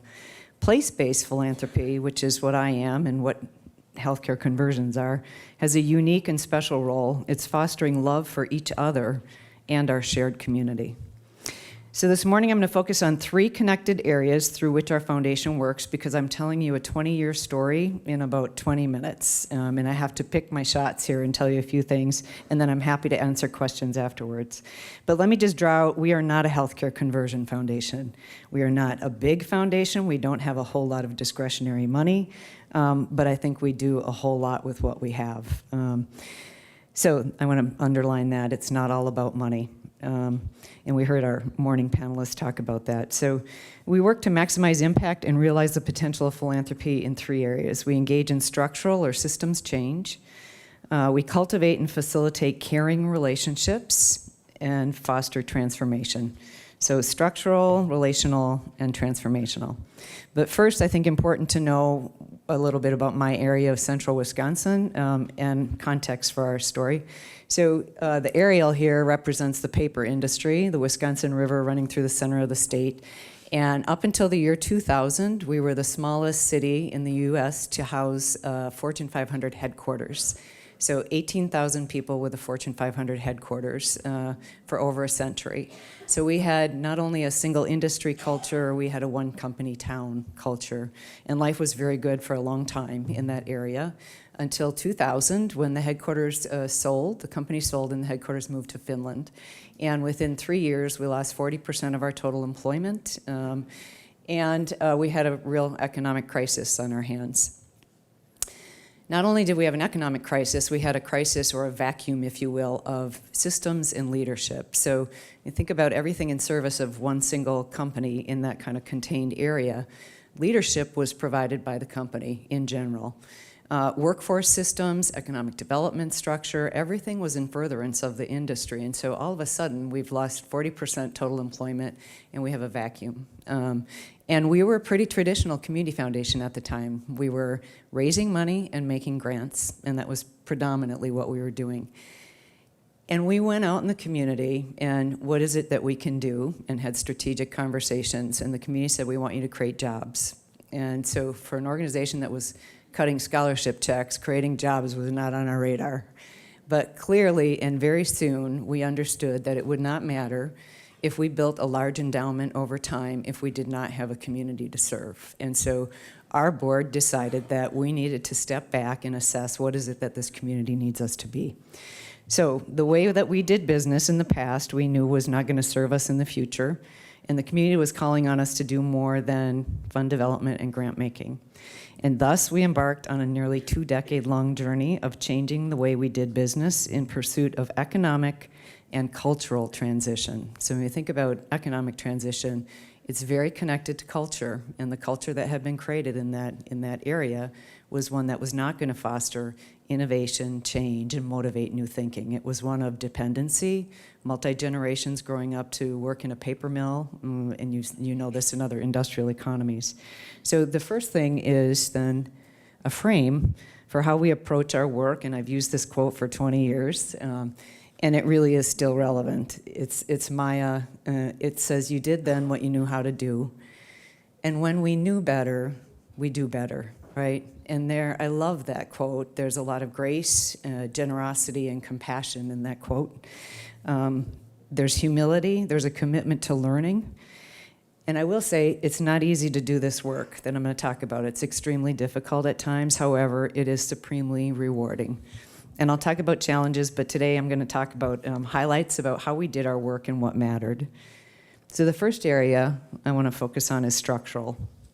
Understanding the systems and structures at play within a community or an issue area is essential. Systems are created over time and shaped by those with power, privilege, and the ability to shape outcomes. So today, we know we have systems and structures that are not working well. They're not working well for everyone. So systemic inequities must be addressed in order for true, sustainable, positive change to occur. Structures, including institutions themselves, must adapt at a pace which mirrors the speed, rate, and scale of change that is occurring in the world around us, and that is very, very difficult to do. This work requires a long view, a role that philanthropy with patient capital and a commitment to love of humanity is uniquely positioned to play. Systems weren't created in 3 years, and they will not be changed with short-term thinking. They will also not be changed without a willingness to embrace risk. And we heard risk this morning. Not just any risk, but prudent risk. Finally, we believe and we've experienced that when working with structural issues, we have to work both within the existing system to affect change and in a parallel fashion outside the system to seed innovation, new thinking, and look for change opportunities. So 3 examples from our work. I want to talk about first a big system, workforce development. This has been a 12-year initiative, and I'm going to compress it in just a few sentences here. But workforce is both an internal system, external system, and it's local, it's state, it's federal, right? So the intersectionality there. And workforce is a complex, messy system because childcare plays a role, transportation plays a role. Philanthropy came together in 2005 or 6 at the national level, led by Ford Foundation, Hitachi, Gates, and a number of others, to intervene in the federal workforce system and fund new approaches to leverage change. And they called this the National Fund for Workforce Solutions. You have a couple sites in North Carolina that I'm aware of. In 2008, we became the first rural site in the nation to participate in the National Fund, and we are still part of it today. The difference in the National Fund is that they took a dual focus, so not the focus on what the employer needs solely, nor what the worker needs solely. It was, what do both parties need to be successful? What does the employer need, and what does the worker need? And then tie that to the context of place, right, in sectors that are important to that economy. In our case, it was advanced manufacturing. So key elements of this work included a funders collaborative of co-investors, so bringing people together. If ever there was a time to come together around job creation and workforce training, it was what do we do with a lot of middle 50-year-olds who have no future in front of them, can't see the future, and have lost their identity because they're no longer a paper worker, right? So there is a whole lot tied up in that. If there ever was a reason to have all funders together, that was it. Put self-interest aside. It doesn't matter if you fund animal welfare or you fund, health and well-being. It's all about how do we help people see hope and opportunity in the future. CEO Peer Council of Advanced Manufacturers, and we spent a little time yesterday in Morganton at Opportunity Threads, but they're doing a little bit of the same thing. So a CEO Peer Council of Advanced Manufacturers, competitors at the table who realized that their future was intertwined, and that if they came together around pain points with training opportunities, they could create scale, they could create new training opportunities, and they themselves could begin to transform the workforce. And this has been happening for over 10 years there. And lastly, the service provider network. And when I say workforce is complex and it's messy, over 75 organizations for 10 years coming together to talk about what is this system in a holistic way. So the initiative recognized complexity and breadth of workforce, as well as the interdependence, and this is important, interdependence of worker, business, and community, right? A much deeper understanding of interdependence within the system enabled a focus on collective interest and shared vision, and the results have been transformative. So over 2,000 workers have received degrees, trainings, or certificates. 35 manufacturers have changed their practice, have collaborated or worked together, embedded and co-created new career pathway certificates, degrees, and training programs that have now been replicated across the state of Wisconsin. And employees are changing practices based on worker input, right? Worker voice is shaping support systems and investments. So there's this virtual circle of interdependence and listening to each other. So today, we don't staff that anymore, and I should have qualified that and said, we're not just an investor, so we're not just we staffed that workforce program. So I had workforce trainers, advanced manufacturing experts, because the capacity just wasn't in the community, right? So we staffed it. Over 10 years, we incubated it, and now it is housed permanently at the technical college, right? So home, permanent home. I think that's a good example of seeding, incubating, nurturing over time, and finding capacity that you can then embed for sustainability. Northern Ireland, I want to talk about our own structure. So Alan opened with Seamus Haney, right? And I thought, I'm going to come to Northern Ireland in my talk here. But this was about our own structure as an institution. Early on, we were a Ford Foundation grantee in like 2004, 2005. And when the president of Ford, who was Susan Beresford at the time, and our program officer came in, they looked at this community that had been really very divided along class lines. I mean, very divided. So there were certain roles in that community, and you played the role, right? You were either a worker, or you were labor, or you were management, you were a member of the country club, or you weren't. You lived on the east or the west side of the river. And their assessment was, you are not going to transform this community or this economy using a U.S. model of trust community foundation that was born out of trust banking. That in fact, you need to go overseas, and we're going to send you and some community members overseas to see community philanthropy in action. That's about fostering connections, love. And they sent us and community members, a group of us, to Northern Ireland. And we spent almost a week there with the community trust. And the lessons we took away first were that they told us all the money in the world would not transform that economy if they could not get people to stop killing each other. And in fact, that the real work was about fostering forgiveness, peace, reconciliation, so that we could move forward and build trusting relationships. And it's from that platform then community is able to be built and grown. The other thing they did for us was when we came back, they said, now you need to think differently about how you use money, the money that you have. And so they sent us for a week to the northern New England states, and we spent time with a state, a national CDFI called Coastal Enterprises.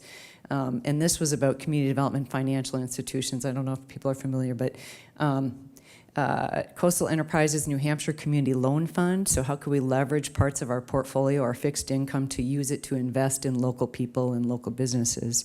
Carsey Institute and a handful of others. So within the space of like 6 weeks, we came back and our heads were spinning on, so what does this all mean? It means that we stand for something, and we had to get very clear about what it was. What kind of community did we want? And in naming the kind of community that we wanted, or economy, there were values implicit in that. And so that process led us to a clear value statement this was 2008, and the commitment to equity, inclusion, and shared stewardship. And we talk about shared stewardship, and I don't think I need to expand on equity inclusion, but shared stewardship for us is about the responsibility to steward each other, our community, and our resources. And that is really an overarching frame for how we think about our work. So now, in addition to structural, I'm going to go to relational. And I worry when I hear divisive and pejorative rhetoric that all too often characterizes public and community-based work as inefficient, wasteful, duplicative, and self-interested, which frankly is quite sad because what I have seen from community residents is something very different. Our neighbors, and I would suspect yours, are creative, resourceful, innovative, curious, and they care. And people care deeply. They care about each other, their communities, and our shared future. Philanthropy, by definition, can and should cultivate this caring, using the care and commitment for each other in place to bridge differences, whether it's geography, such as rural versus urban, race, gender, sexual identity, class, or any other number of ways that we segregate ourselves. Philanthropy can bridge difference and navigate a center. We find a center from which we can all move forward regardless of self-interest or difference. And in order to do this, people need to be equipped with skills to navigate change, fear, conflict, to listen, be present, and foster respect. And so I think it was 2005, we started a program where we invested in what we called adaptive skills. We had to talk about advanced leadership, not really adaptive skills, because people thought it was soft and kind of kumbaya is what we heard then, right? But today we talk about how do you actually communicate with people in a way that's respectful, that you're able to bridge difference, because we don't hide it, we have to be able to talk about it, right? And there's adaptive capacity in there. So long-standing investment in our community in adaptive capacity. It's grown and multiplied over time. Over the last 15 years, we have different levels of training. Individual, we have a Train the Trainer program. I have a retired high school principal on staff who's a community coach. Skill workshops, tools and initiatives, and then adaptive capacity and norms of engagement are embedded in everything we do. So when I talk about that workforce initiative and those multiple groups working together, all of them co-created their own norms of how they want to engage with each other, how we're going to work. Norms are spreading throughout the community. As an example, we have a Speak Your Piece initiative focused on civility and having respectful dialogue. So that's the kids up there, but that's been going on for 10 years. And actually, we replicated and copied Duluth Superior. I want to say that also. There's a lot of good things happening in philanthropy, and we don't have to reinvent the wheel. We have to look for what's good and what's working elsewhere. And to be honest, we didn't know what we didn't know when we began this program modeled on the work of Ron Heifetz at Harvard, and it was showing early results in South Africa, this adaptive skills program. We thought it would be key to shaping a new culture, and today we firmly believe adaptive skills and capacity are the key ingredients in building communities and economies that work well for all. Or simply said, trusting relationships between and among human beings who share the same community are essential to its future.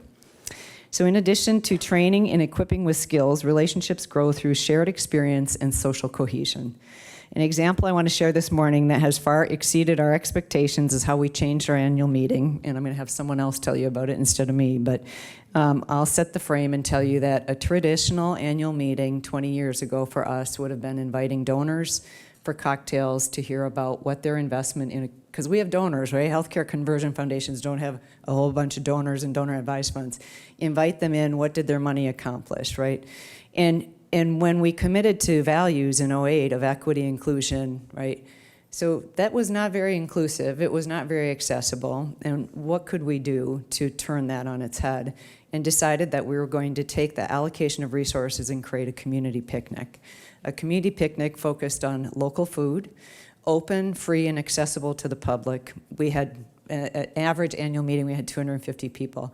The first year, we thought maybe we'll have 500 that'll show up at this annual meeting, right, or community picnic, I should say.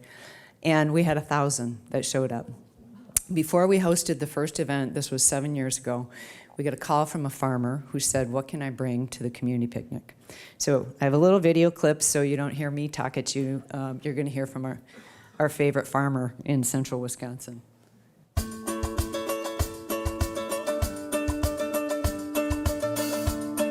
To make something happen, to help people make something happen. Do it. Let's have a little excitement, little fun. enjoy the area. The river, the water skiing. People, we got it. Community needs a little bit more movement, action, doing more things.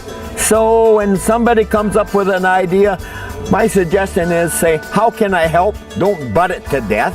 Now, these encourage your community foundation people, they're a little bit on the strange side. They go from about 600 years, 700 years the first year to over 2,000 years the second year, and now they anticipate 4,000 years. Now that is a lot of years, you know, so don't tell your secrets near all these ears.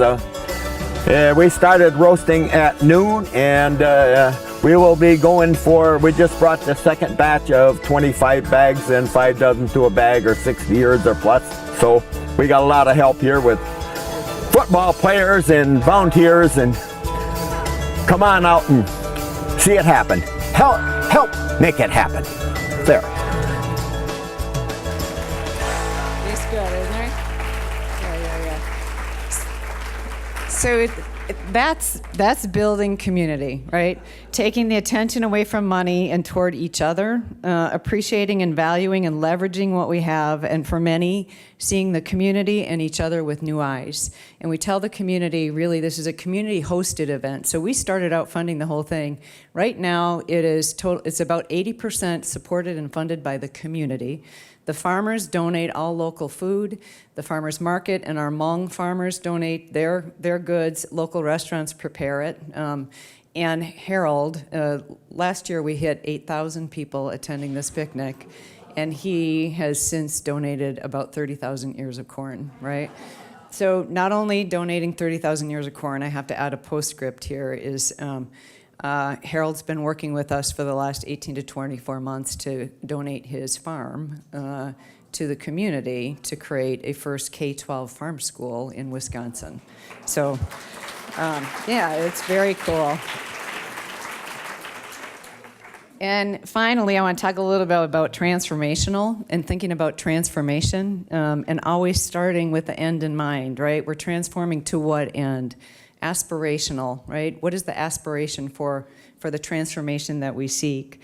So seeding of innovation to unleash and tap the creativity that exists in all of us, to unearth hopes and dreams, and more importantly, philanthropy has the power to transform the current state and help residents and our communities realize hopes and dreams, to seed innovation that unleashes and taps creativity and the passion that exists everywhere. So I'm going to end with a contemporary example of helping our community build on assets that were hidden in plain sight and see the community and each other with new eyes. Begin to shift away from a mindset of scarcity, right? So to abundance. And at the top, well, I should know, the lower left here before rendering. Lower left is a vacant Gannett newspaper building in the center of our downtown. And you see the Wisconsin River there. That river was used to produce paper. It was a working river, right? There is no development on that riverfront in the middle of downtown. So the paper company controlled the river to produce paper. Covenants controlled the development of the riverfront, and one of the few buildings that is really centrally located in that downtown is this Gannett newspaper building. So we all know what's happened to newspapers in the last 12 years, right? It got to the point where there were maybe less than 10 people in that building, and we started talking to Gannett and said, you know, we'd like to acquire that building and to do a community development. But the community development we wanted to do was we wanted to make sure that whatever happened in that building in the downtown, that residents had a say in what would happen there, and that if in fact we could address, so I step back and kind of say, we've done a lot of community outreach, a lot of community organizing, community engagement, listening, community surveys, everywhere, right? I mean, we went out in community all over. And what we would hear back repeatedly over a period of 4 or 5 years was this kind of underlying theme about they. They'll take care of it, right? So who is they? They was the paper company. They was the Meade family. They, right? So shifting that narrative away from, well, they'll do it, to I have to do something about this, to we can do this together, and realizing that we ultimately are they, right? So it was that frame that we were having a hard time getting past, was this kind of feeling of, well, they'll take care of it. It's not my role to show up at a common council meeting. We had terribly low civic engagement levels because people just didn't need to show up, right? They didn't make decisions. And so the idea was, long-term, if we didn't foster a more participatory culture in that place, nothing would change, right? People need a sense of agency, ownership, control, in ability to shape the communities that they live in. So we bought the building, and we hired a firm out of New Orleans called Concordia, and we hired them because they specialize in community-driven design processes. They were very instrumental post-Hurricane Katrina in helping parishes design the kind of housing that they needed to have replaced, instead of the federal government and HUD coming in and designing the housing. They helped the parish residents that were coming back design the housing that they needed. So they worked with us. Over the space of 3 years, we had over 2,000 people participate in regular meetings where we'd come in and we'd talk about, this is not about the building. It's about a lot more than the building. It's about how do we work with each other to first identify assets. So if we ask people, what do you want in this building? The precursor to that was, let's assess what we have, right? So how do we get people in the mindset of thinking differently about moving from scarcity to abundance? Because we have this beautiful Wisconsin River, totally underutilized. You wouldn't even see a kayak or a canoe, or, I mean, totally underutilized. So it was first that understanding what we have together, right? And then everyone had their own agenda, right? Children's museum, microbrewery, all over, 1,000 ideas. The process to go from 1,000 ideas down to a core set of ideas that would live in that building took several months. It was infused with adaptive skills at the table. How do we help people take their self-interest, transcend that to get to common interest? It was nothing short of transformational in terms of individual behavior. So we also evaluate, right? And we've had an evaluator we use out of Boston who focuses on networks and network analysis, so the connections between and among individuals, and have done mid-term evaluations on even participation in that process. And people report changing attitudes, thinking differently about the future of the community, et cetera, just by virtue of the process. So I should accelerate here, I know. Let's see, I'll tell you what's in the building, what's going to be in the building. It's not quite done. They decided, first and foremost, that they wanted the building to be LEED certified, so environmental. That's a very big thing because environmental sustainability was not top of mind in that community. It was really about paper production, right? So the microbrewery won, and they wanted not just a microbrewery, they want a training microbrewery. So how are we going to think about using this as a community accelerator to accelerate an economy that would work well for all people? So it'll be a training microbrewery. It will house the first brewing apprenticeship in the state of Wisconsin, so we're marrying our workforce investment here. It'll have a commercial culinary kitchen staffed by the technical college, and then a brew pub cafe that'll come out on the front of the river with local food. The second floor we're excited about is a partnership with the University of Wisconsin and calling it Skunk Works. So those of you that might have been around post-World War II or right after World War II or remember this, there was a charge from the federal government to Lockheed Martin to create a new fighter jet in a very short amount of time. And they took engineers and designers from multiple companies out of their work environment off-site to a place where they could transcend the boundaries of their own institution and foster innovation, collaboration, et cetera. So they were near a very smelly kind of factory area, and they coined the term Skunk Works. Lockheed has since trademarked that. It has a whole program around it to think about getting out of our own institutional environments and our own mind, what blocks us in terms of mindset, to think differently about innovation. So we're excited about that also. But I want to say to the community, this is about so much more than a building. I'm getting back on script now. It is about accelerating change and a movement toward an inclusive and sustainable local economy. It embodies a commitment to equity And I will just say we removed every barrier we could possibly think of for participation to make sure anybody that wanted to participate in this process could. We were Skyping in college students from 4 different universities to participate, which I thought was very cool because they need to have a say in what kind of community they want. Instead of us fostering a narrative of families that have had job loss, right? Parents and grandparents saying, don't stay here. There's nothing for here, because they experience the pain themselves, right? So shifting that narrative back was critical. And it's a system of shared value where no human capital gets left behind. I want to reference, and then I'll get to closing. In the materials that I shared with you, there's a Stanford Social Innovation Review article called Breakout Innovation. It's written by 2 Stanford Global Center researchers that we've been working with over the last 5 years. 5 principles around how we approach our work, whether it is the Tribune building, workforce, how we share and co-create with the community. Sharing power, and it's not new power versus old power. It is how do we figure out how to share power together.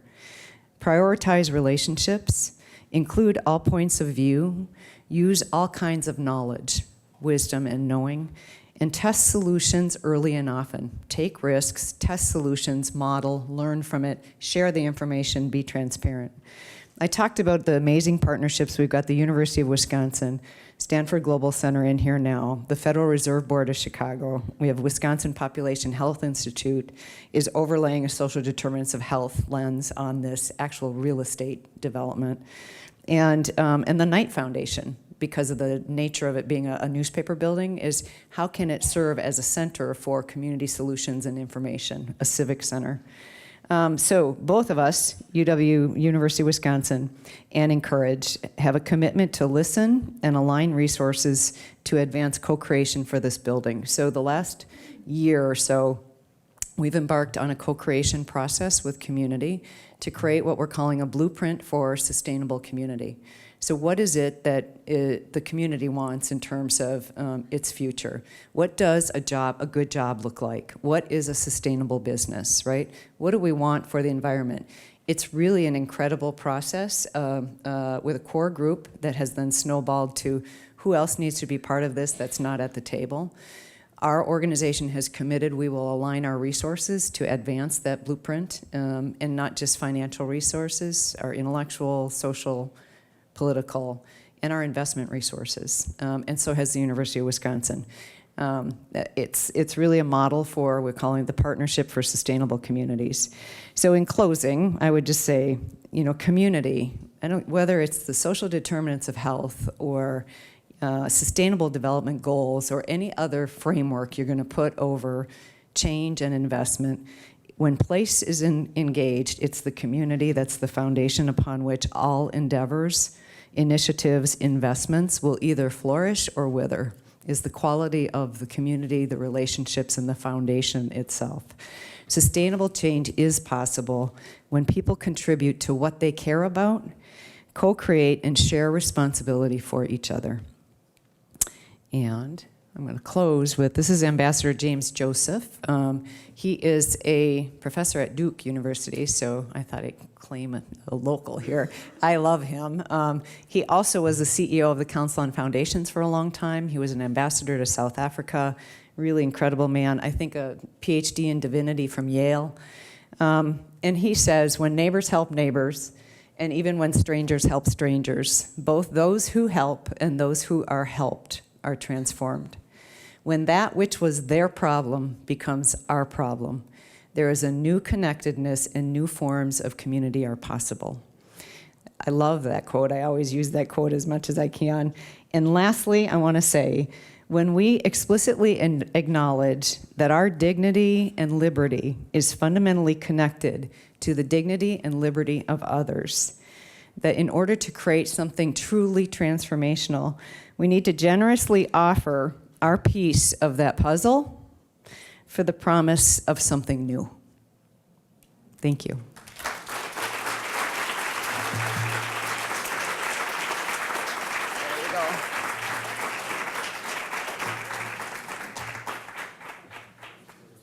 Thank you, Kelly. And remember that you are still asked to ask questions of our panel and of Kelly. So if you have a card left, use it and pass it on down. Okay. Of course, Alan is going to be the moderator of this, so you already know him. Ta-da! And we have as well Carmen Ramos Kennedy, who's currently the president of the local branch of the NAACP and co-chair of the Racial Justice Coalition. As a political operative, Ramos Kennedy has managed winning local and county campaigns and also held staff positions on a congressional campaign and at the Campaign for Southern Equity. For her, the highlight of her political work was the 2008 presidential campaign. She is the Living Wage Program Coordinator for Just Economics, working with businesses and employees to help ensure that workers are making a minimum hourly wage that meets the cost of living locally. And Al Whitesides in elected office, and we've been hearing what that can do. And by the way, he said he was glad to be here because it gets him out of a budget meeting. He is a commissioner, as you probably know, with Buncombe County government, the first African American to serve in that office. In high school in the 60s, Whitesides was a leader in the Asheville Student Committee on Racial Equality, which worked to desegregate downtown services and businesses. Following service in the U.S. Navy during Vietnam, he returned home as a banker, beginning with First Union and later in leadership positions at Wachovia and Mountain First. His community work continued with terms of service in the Asheville City Schools Board of Directors and the UNCA Board of Trustees. Alan? Thank you, and thank you for being with us, Al and Carmen. And I was going to I thought I'd make notes of Kelly's talk, and I'd have a few main points, and I would throw those back to you. And I've got about a page and a half, so I don't know where to start. So, but let me just ask you, you've heard Kelly's story. Just throw this to both of you. You heard Kelly's story about using philanthropic assets to build community and also to bring back an economically dislocated place.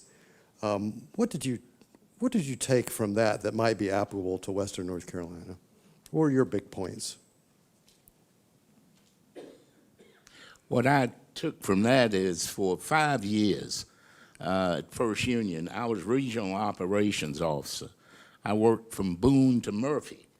And during that time, I saw Western North Carolina change because at that point, when I started in the early 80s, we were completely dependent upon the textile industry. I remember towns like Marion that were booming. You know, when you go to places like Robbinsville, all over. But then, boom, when the textile plant started to close, I can relate to that.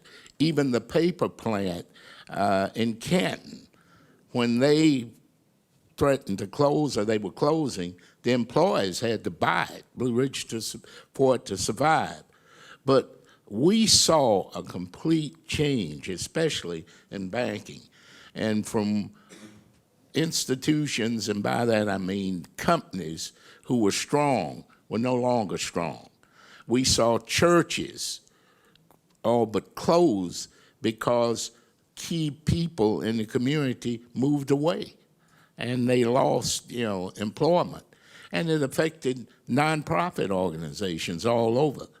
But since then, I've watched us change. But now, I think what can really help us, sustain us going forward, is working in partnership with the Dogwood Foundation. because folks, that's something that that can help us for generations to come. And one thing I've seen as a county commissioner, we're putting a lot in for, what we're spending now for pre-K, for affordable housing, working with the environment, for working with our justice system to keep people out of jail, to make them, as I say, taxpayers, and not tax takers. But all of this is important, and we've got to do it if we are going to survive in this century. But it goes back to one thing I said politically, and I've always said, we have got to stop governing from one election to the next. We've got to start thinking about what happens long after we're gone. And two, when you're in the public as a, and thank goodness I've never been a politician and don't claim to be one, but we've got to have, and the key in working with people today is all of us, we have to have a moral compass, because that's a big part of everything. And if we get away from that, we're doomed. And you wonder with some of the leaders we have today, do we even have that anymore? But I won't get on that politically. So, I'm a newbie to Asheville by Asheville standards. I arrived here in 2007, so I don't have any of the cultural knowledge of many of the manufacturers and that sort of thing that were present here in the community. But what I have observed is an appalling lack of innovative thinking in terms of economic development. We have some amazing community people sitting right in this room right now with great ideas that need to be listened to, because we have an incredibly underworked Black community, brown community. People don't have jobs and they need jobs. So if DHT can help us with some innovative acceptance of ideas on how to run with wonderful programs that can get people working, I'm all about that. We have, I understand there's some presence of some kind of entry-level work. We need a focus effort on entry-level work and jobs that doesn't keep people at that entry level, trains them and moves them up to a living wage of $15 and more. We are sadly lacking in that arena, and I certainly hope that DHT can help make a difference. In terms of health equity, there's a lot of room for growth there. So anyway, that's my thinking. Kelly, I want to ask you, you've talked about an amazing effort in a place, a county, a town. We have a 16-county region we're talking about here. Can you vision out how it might look for a bigger region to take on that kind of process that you talked about? So I should have been clear that our primary service area is central Wisconsin, so 45,000. And that would have been the primary impact of that Fortune 500 paper company. But then the workforce system extends out 9 counties, right? So that's that extension of service in that area. And we do a lot of work with the state. So we do a lot of work with Madison. When I look at in some of the research and demographics in this area, very, very similar to Madison and the surrounding 16 or 17 rural counties is what I see. Similar demographics, out-migration of population, increasing poverty, challenges, similar challenges. So, so how would it look? It looks like what each community needs it to look like, right? It's about being in that place and helping. I think the challenge is, how do you foster regionalism? Because you need regionalism to maximize impact and gain efficiencies and not lose identity of the small communities that are really just revitalizing, coming back. You see sparks and little green shoots and helping them retain their identity and grow while being part of something that's larger and regional. It's that concept of interdependence that we talk a lot about. We have a lot of rural versus urban angst going on in Wisconsin right now. And we're doing work with the governor's office on how do we promote the relationship between rural and urban, help urban understand where does the water, food, where's the connectivity, right, to between these two, and that we're more alike than we are different, right, that we actually need each other. So Carmen, I want to follow up with you. The basic question is, from a healthy community's perspective, how do you see the opportunity for impact by philanthropy on issues like economic security and racial equity in Western North Carolina? And I want to add on to that question some that are coming in. I'm trying to juggle everything over here. So to add on to the question, what methods are locally possible to make sure that we are encouraging change with a lens of racial equity and the shared work of dismantling white supremacy? So in the context of that question and the idea that we have new philanthropy on the table and philanthropy also that's existing looking for opportunity, how do you answer that question? Racial Equity Institute training. Everybody start there in terms of racial equity. I first like to address what does a healthy community look like?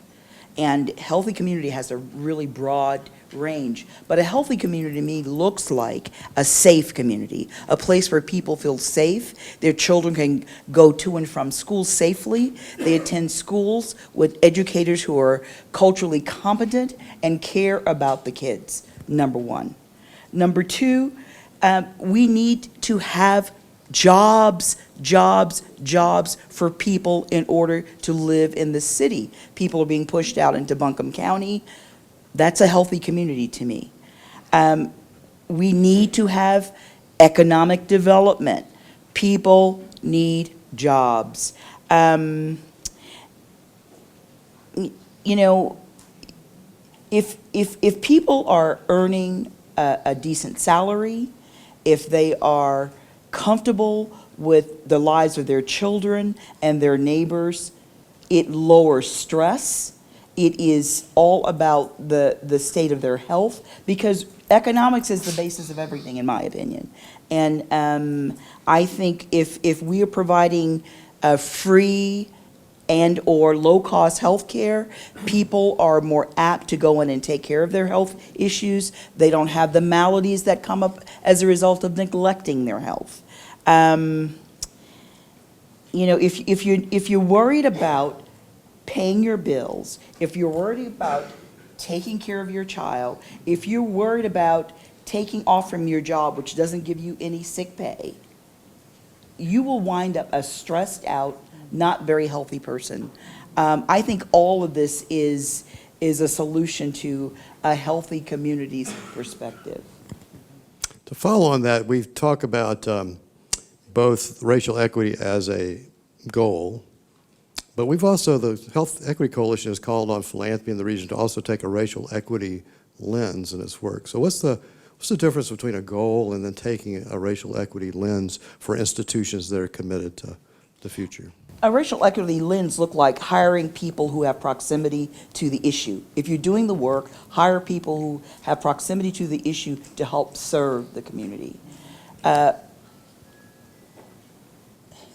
Racial equity looks like people showing up at boards, hearing them, but remembering that often low-wealth communities in particular have difficulty showing up for these meetings at all times of the day. So let's think about incentivizing to get people there. Let's pay them an honorarium or a stipend to cover childcare, to cover getting to and from the place. You cannot ask people who are scrambling, trying to make ends meet, to show up at board meetings when, you know, in the middle of the day. At 3 o'clock. Let's think about the time of the day that we have these meetings. Carmen, could you use the microphone a little Oh, I'm closer? sorry. Okay, thank you. I thought my voice was big. Are you guys not hearing me? I'm sorry. Yeah, you should shut it out. I'll stop there. Kelly, sure. Yeah, so I just want to go back a step to the racial equity disparities, dismantling white supremacy, and then how can you actually use a racial equity lens? So I'm going to kind of go full circle. I first think it's incumbent on those of us with power and privilege to acknowledge the power and privilege that we have, right? And I do that every opportunity that I have. if I'm on a stage and speaking, I will acknowledge the privilege that I have and then talk about, so what do we do, right? What we've done in central Wisconsin, and this 45,000 population area is predominantly white, it's 95% white. Our largest population of color is our Hmong community. I know you have some Hmong here. And so we've done racial literacy training internally to help people who grew up knowing nothing else, why they have privilege, even though they feel like they've been really harmed economically and are living in real challenged environment. And I will say, subsequent owners of that paper company have been private equity firms that have taken resources out of the community and continue to dismantle and sell off assets, right? And this is happening in rural America, in ag, in manufacturing, and other areas. But so doing that, helping people understand what is it that they have, and why does the fact that Madison or Dane County has some of the worst outcomes for African American boys in the nation. I mean, this kind of dissonance between what Madison thinks it is and what is actual, and why does that matter to every one of us in the state of Wisconsin? And we have those kind of conversations. Incarceration in our state, we have more people working in the system than Minnesota has incarcerated. So, and 65% are African American men. So when you look at the data, you have to understand what the inequity is, and then how are we going to actually change policy and a redress. And I think this is my personal opinion, I think we have to do things like Northern Ireland, like Canada, like South Africa, and we have to start talking about what is wrong and what was wrong from inception. You know, I'd like to. I've been quiet because I've been here in the community all my life. Let's applaud him for being quiet. What do you think? Yeah, it's not like me. No, speak up, please. But you know, what is frustrating to me in this community, we do a good job of equity training. We do a good job of talking about the problem. We do a lousy job of actually solving things or walking the walk. We don't do that. I find here I am at this point in my life trying to finish what I started as a 15-year-old. There's no excuse for that. You know, and we know what the problems are. Sure, I've been, I don't know how many equity training, a lot of you in this room have been there. That's great. But when in the heck are we going to start walking the walk? You know, we talk the talk, but we don't walk the walk. And what I'm trying to do as a county commissioner is push the county, which is one of the biggest employers here, and we have a lot of influence in Buncombe County because we have from the city of Asheville to Sandy Mush and Broad River. We have got to set an example. We have got to set an example in our hiring practices. We have got to make sure that we are paid a living wage, and I think your living wage is way too low in Buncombe County and Asheville. We'll talk about that sometime. We would love for it to be higher. Yeah, and that's why in Buncombe County, everybody, July 1 will be at $15 an hour. But wait, don't clap there because we have 1,500 employees. That only affected 15. Everybody else was already there. We started several years ago. But when you look at the jails in Buncombe County, when I tour the jails, this got me when I first went on the commission. I was walking through with the sheriff, and we were talking. I talked to some of the guys, you know me, and I stopped. And one looked at the sheriff and said, wow, and then looked at me and said, he's done well, Sheriff. He asked me, he said, when were you here? He just assumed that I'd been through the system. That's why I was there. And then when I told him I'm a county commissioner, he just looked at me. But what I saw when I looked at him was a young man in his early 20s who's already given up. You know, think about that. But we're going to have to, and that's where I hope we can partner with Dogwood Trust and make a difference. And you know, when I said, look, when we talk about looking through a racial lens, we should be doing that with everything. That should not be something that we have to tell people to do. You know, that, and when I walk through businesses, I'm on the Economic Development Committee at the Chamber. I was at a large business here a year ago. I saw nobody who looked like me. When I went through a few weeks ago, they have made a difference, 10, and 3 of them were temporary, and I talked to them. So, you know, I challenged the manager. I said, next year when I come, you got to do a whole lot better than this. But you know, that's what's frustrating. I think hopefully we can do it. Because, you know, in the county, we're looking at that. That's why we have pre-K, affordable, the diversions that we're pushing. We're doing all of this to make a difference. And we can't do this by just having people of color at the top. You know, we have an African-American sheriff. We have 2 ladies, one who's city manager and the other who's county manager, who have come in. And our manager, even though she's new, she has 23 years experience in North Carolina, and she's an excellent manager. She's fantastic. Yeah, and she can speak to people in Biltmore Forest or Sandy Mush, and she's at home, and with our department heads. But I won't dominate. I didn't intend to do that. But what I'm saying is, though, it's time for us to do something. We have got to make a difference. We don't have time. When I look at my grandboys in this community, I don't want them to have to say 30 years from now, I'm trying to finish what Granddad started when he was 15 years old. You know, this is it. We've got to make a difference, and we've got to be strategic in what we do. You know, let's face it, it's like eating a pie. I can't eat it all at once, even though it's good. I'd like to, but you can't. But we've got to do it a piece at a time. But until we start eating that pie, we won't finish it. And this is what we need to do. And look at the different areas, because it's a crying shame when we spend $90 million a year on education, public education. This is your tax money from the county. And I see the achievement gap that we have in the city schools, but hold on to your seat. It's 33% in the county schools. It's the same. It's about the same in both systems. So we've got work cut out for us. We've got a lot we've got to do in the health disparities.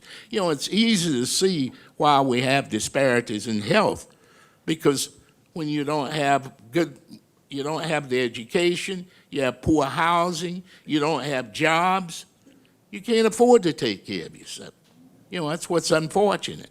But hopefully we will get to the point where that now we can hope we've started, and I hope we can finish, where strategically we're doing the right thing and we don't get off course. And you know, I find too that we talk about money. We need money for this and that. Nah, it's not always money.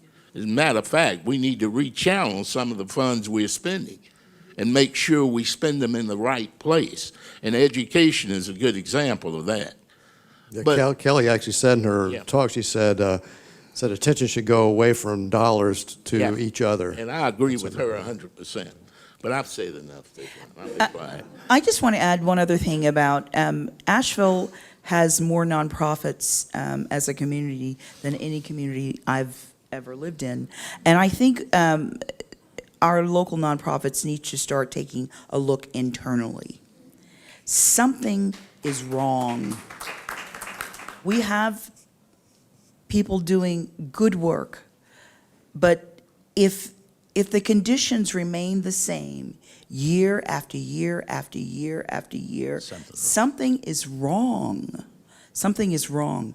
We also, as funders, need to start looking at non-traditional. A lot of funders like to say, oh, well, I'm going to support the people that I know, the traditional people that I know. But what about those people who are doing the grassroots work, who are successful at that grassroots work, and they're not getting funded? They are here, funders. They are doing the work. Sometimes, as a matter of fact, most of the time, out of their own pockets or a group's pocket. These people are working hard. They need support. Let's get outside of the traditional way of doing things. There has to be an answer because it's not working the way it is. To follow up on that, Carmen, can I ask Kathy Avery to mention something? Kathy Avery, obviously you've seen her today, but Kathy works every day really on the streets of Asheville, trying to deliver health equity, taking care of people who can't really fully take care of themselves. So Kathy, can you tell us, do you think the work you're doing at the community level, when you're really on the streets, and I know you guys don't have a lot of money at ABIPA to do that, can you see scaling that up? Can you see a vision if there were more resources that you could do work broader and more effectively?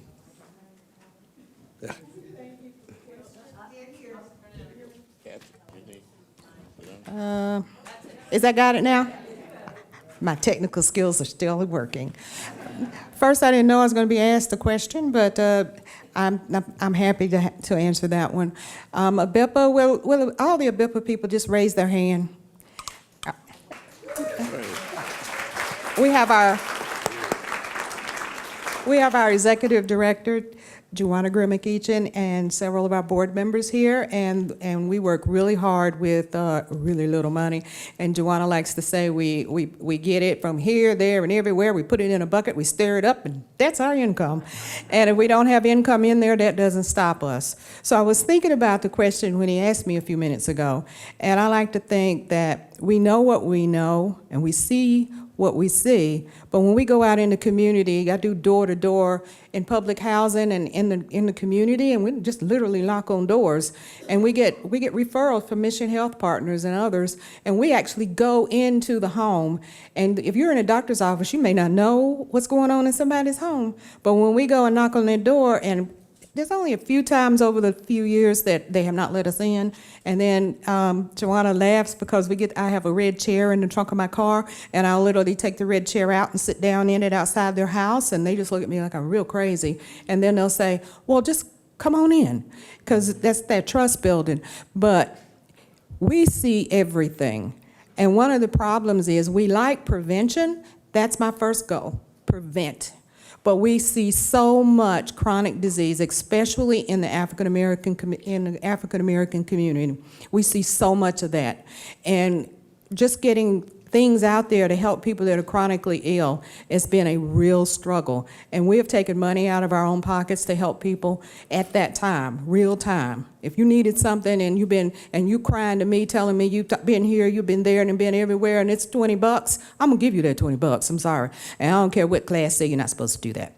But if that's going to help you get to the next level, that's what we want to do. So if we had funding so that this grassroots thing that we're doing, we can continue to do that in real time and help people, then for me, that would be the best day of my life, because I want to help people in real time, and I want to ask them what they need, because I go into their homes, hey, I'm a nurse.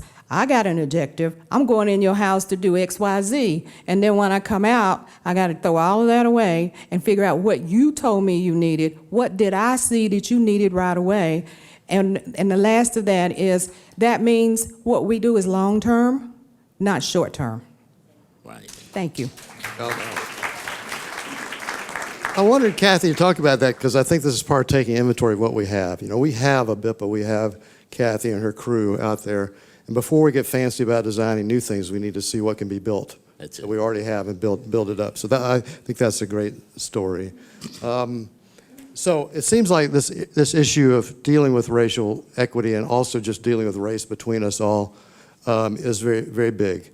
And it seems like that part of getting our communities ready to do any work that's going to be bigger or more profound is going to have to deal with this up front, right? So you haven't got any ideas what would be the next move? How do we begin a broader conversation that might help prepare our communities to come to the opportunity dealing out front with issues of race? I think first talking to the communities about what their needs are. And, health we think about health as our physical, I have this ache or that pain, but health is the whole picture. It's your mental health, it's your environmental health, it is the healthy food that you eat, it is healthy children. So I think we need to talk to the community about what they need in terms of what looks like healthy and equitable to them. And key, too, we need to not only talk to the community, we need to listen to the communities. Yes. Because one of the things that I find, what we do, my partner and I, the two representatives from District 1, we have almost every other month, we try. We've gotten off schedule now, but we're getting back on. We meet with our constituents in the community, and we listen to them. And we talk about everything from health, it even comes up about race, everything. But the key is, when we deal with the problems of race, we've got to be up front. And people have got to interact with other people of color. I was out speaking to a group in Leicester, and needless to say, it was 250 of us. And for me to see somebody who looks like me, I would have to look in a mirror. But they invited me out, and it was interesting. But I also, in talking to one of the old gentlemen there, he said, Al, he said, you're one of the you're the smartest black man I've ever met. Yeah, think about that. Well, being who I am, I just pat him on the shoulder. I said, you reminded me of 1971 when I started with the bank and attended my first management meeting. I said, and after about 6 months, you know what I found out? He said, no, son, what? I said, all white men aren't smart. And he didn't get it. His wife was standing beside him. And at that time, I was off talking to other people. And before I left, he called me over. He said, Al, hold it. Before you leave, come over. He looked at me, he said, you got me. And we both laughed, and, it ended. But I think that's part of it. When you see people who, if you don't interact, and I ran into this when I was working in the bank, I didn't realize when I'm in Robbinsville or Hayesville and talking to some groups, they have not had any experience. They've not been around people of color, not at that time in the early 80s. Or when we look at the achievement gap in the schools, where we have teachers that have gone to Western Carolina, they've come up in the far west, they're teaching kids of color, but they've never been around them. All of that says something. And we've got to, it's exposure, and we've got to make sure, and that's going to be the key, we've got to make sure, to me, is that we have people of color, not only at the top in the county, but all through the system, everywhere, whether it's working at Mission Hospital or at Wells Fargo. This is it. When people get to know each other, that goes a long way to clear it up. And sure, you're going to have some hardcore ones. I've dealt with them. And I didn't have patience to deal with them long, though. But, sometimes we have barriers we have to move. Thank you, Al. I'm going to, that chair, that empty chair over there has bothered me all morning. And there is somebody in the audience, I think we might ask, Melanie Mitros is Director, I think, of Strategic Partnerships at the Vitalist Health Foundation in Phoenix, Arizona. Come all the way from Phoenix to join us. Thank you so much. And Melanie, you're head of Strategic Partnerships. So I've got a question from the audience here that comes off Kelly's presentation, that people transcend their personal agendas to support a larger vision. What will benefit the larger community? How does that happen? Strategies to support elevating people beyond individual ego to group-level priorities. Now, if I understand that your job is to bring people together in Phoenix in order to have talks about health equity and being healthier communities, how have you dealt with this issue of individual that's personal, I guess, but it's also organizational self-interest and the ability to work as a community? So that's a wonderful question, and one that I would say we consistently deal with. I mean, it's just something that is always there no matter what. Some of the things that we have found are incredibly helpful. We have a 25-year history in the community as a conversion foundation as well. So that existence is helpful. The critical work that Brenda talked about around trust is absolutely the most important thing to happen. I will say that we have learned and grown and had some great wins in trust, and recently have had some really kind of epic step on your own toes failures in that trust and losing trust of community, particularly as we're in these spaces talking about racial equity, social justice, dismantling white supremacy. These pieces are really, really critical for the staff within a foundation to figure out for themselves personally. Because if you haven't done the personal work, and then you go to the trainings and you go into the community, and it falls apart quickly, very, very quickly. And that is where I think we have had some pretty significant failures as a foundation. We've built the skills. You know, we had some staff members who had already done a lot of that personal work and had really deep relationships in community. And then the rest of the staff tried to start building that knowledge base, but did not do the personal work to get them to the point to authentically engage in community. And that's where the opportunity, I think, is for Dogwood. You're just starting. You have such a beautiful opportunity to build knowledge and skills now. Start doing the personal work. If it makes you uncomfortable that I said dismantling white supremacy and characteristics of white supremacy, that's okay. It's okay that that made you uncomfortable, but it's not okay if you don't do something about that. Yes. Yes, so true. I want to do an add-on to the idea of transcending self-interest. And when I talked about adaptive capacity and norms, it's up to us to model that behavior. And so a norm in the community and for us is declaring self-interest. So whenever we're at the table, we identify, we have an interest in this, and this is what it is.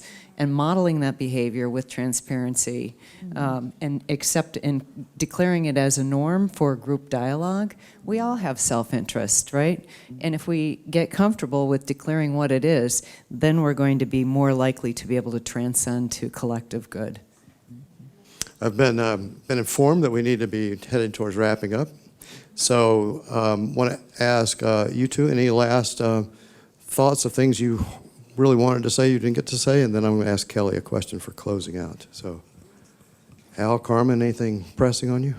I just want to repeat. Microphone, Carmen. I just want to repeat again, get comfortable with discomfort.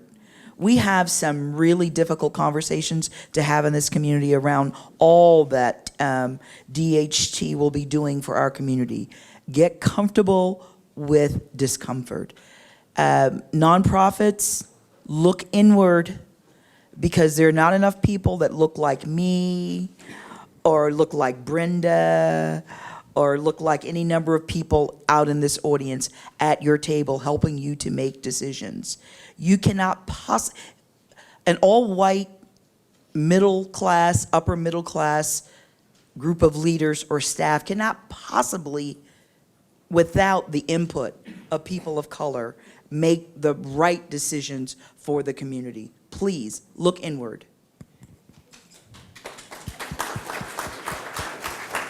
So true.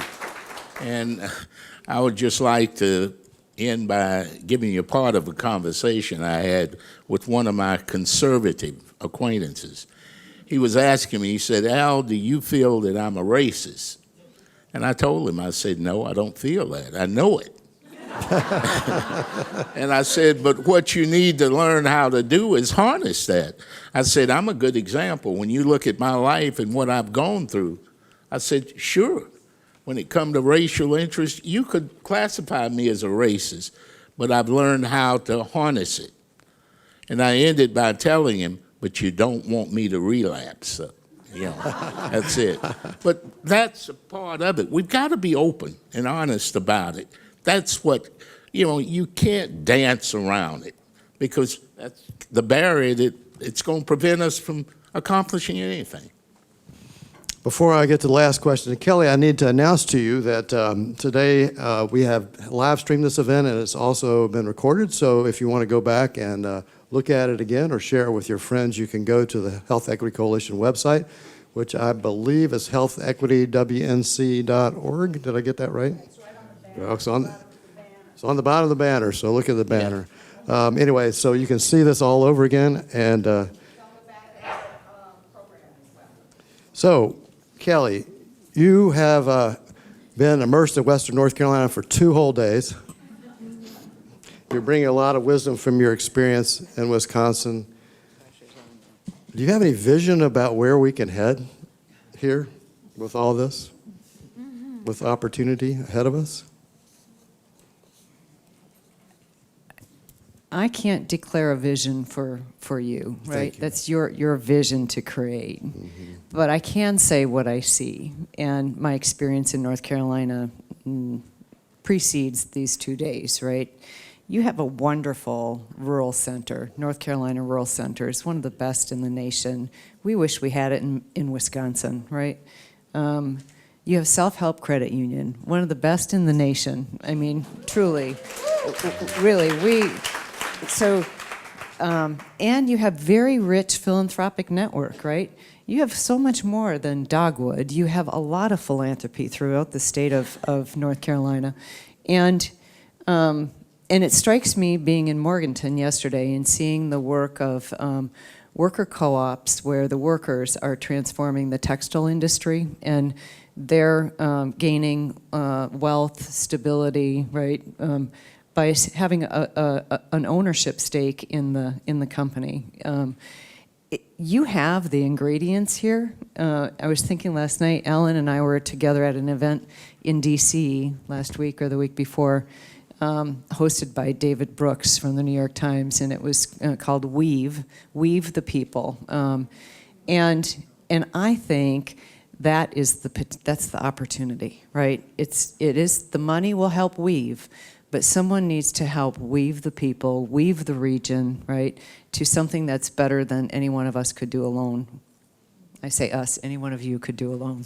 We're all in it together. Thank you. So thank you so much, panel. This is great. Thank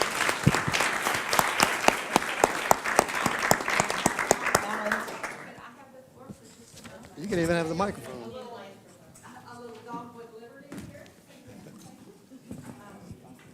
Thank you. Okay, yes, okay. I am Janice Brummett, and I have the honor and privilege to be the chair of the Dogwood Health Trust. And here are some of my board members and staff on these two rows. We came here today to listen and learn. That is our first and primary principle and guiding values. We want to know what our communities are thinking. We want to be part of the solution to our drivers of health and a viability of our communities. And so we want to know what people are thinking and the communities are thinking. We can't impose anything on anybody, as most of the speakers have said today, so we want to be listening and learning. That's our first guiding principle, and we want to understand where people are coming from. Secondly, to the speakers' points, go slow to go fast. So we are in our very nascent stages of development. We don't have a CEO yet. We're searching for that person. We have world-class candidates that are in that pool of people that we're looking at now to be our CEO. We hope to announce that CEO by the end of July.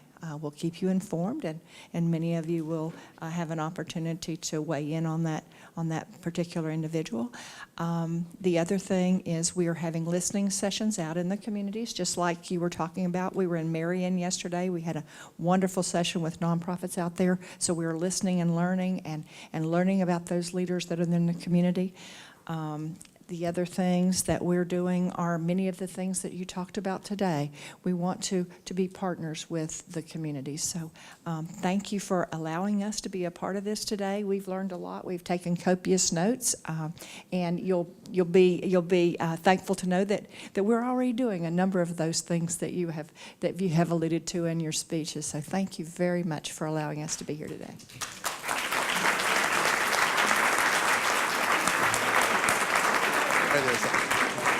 So, while we're up here, we know we have an announcement that you announced yesterday about a new board member. And can you just tell us who that is, and if you want to introduce other folks? Okay. Well, first of all, let me just introduce my board members and have them stand up that are here. Jackie Godluck, she's from Rutherford County. Okay. And we affectionately refer to her as Jackie G because then we have Jackie Sims. So we have two Jackies on our board. Jackie is here in Buncombe County. We have Martha Tyner. She's from up in Yancey County. And we have Wyatt Stevens with us today, who is from here in Buncombe County. He is a lawyer and very prominent lawyer here in town. And yesterday we announced our 13th board member, who is from Marion, and her name is Donna Ledbetter. And Donna is really a community activist and a lovely person. And when we interviewed her, we knew that she was doing the grassroots work that we wanted to do in the communities. And so we are delighted to have her as our 13th board member. We will be looking for our final board member that will be from the western side of our region. So we hope to have that person named in July. So we're filling out our board with a lot of people that have deep roots in the community and are going to do good work for Dogwood and good work in our community. And you do have a few staff members. I'd like to say Lakeisha McDay has been great working with us and a great contact, so we appreciate it. Lakeisha here today, but we also, I guess April had to leave. We have one grants person so far, and that's April. And April is doing great work for us. And so she's going out in the communities as well, and she's doing a lot of boots on the ground work to find out what communities need. So, yeah. So. Well, we so much appreciate you all being with us today, and so thank you, and we'll have to do. I'm Victoria Hicks. I'm a member of Search. I just thank you again from everybody who was a part of putting this together. It has been so amazing to see the interest, to see the level of energy. It is so heartening and so wonderful, and we're just on the very beginnings of this road, which we will walk together. My job is to wrap up. This is what I heard today and what I would like for us to all think about as we leave. Albert Einstein said that no problem can be solved from the same level of consciousness that created it. And Jen Nixon said, the closer you are to the pain, the closer you are to the solution.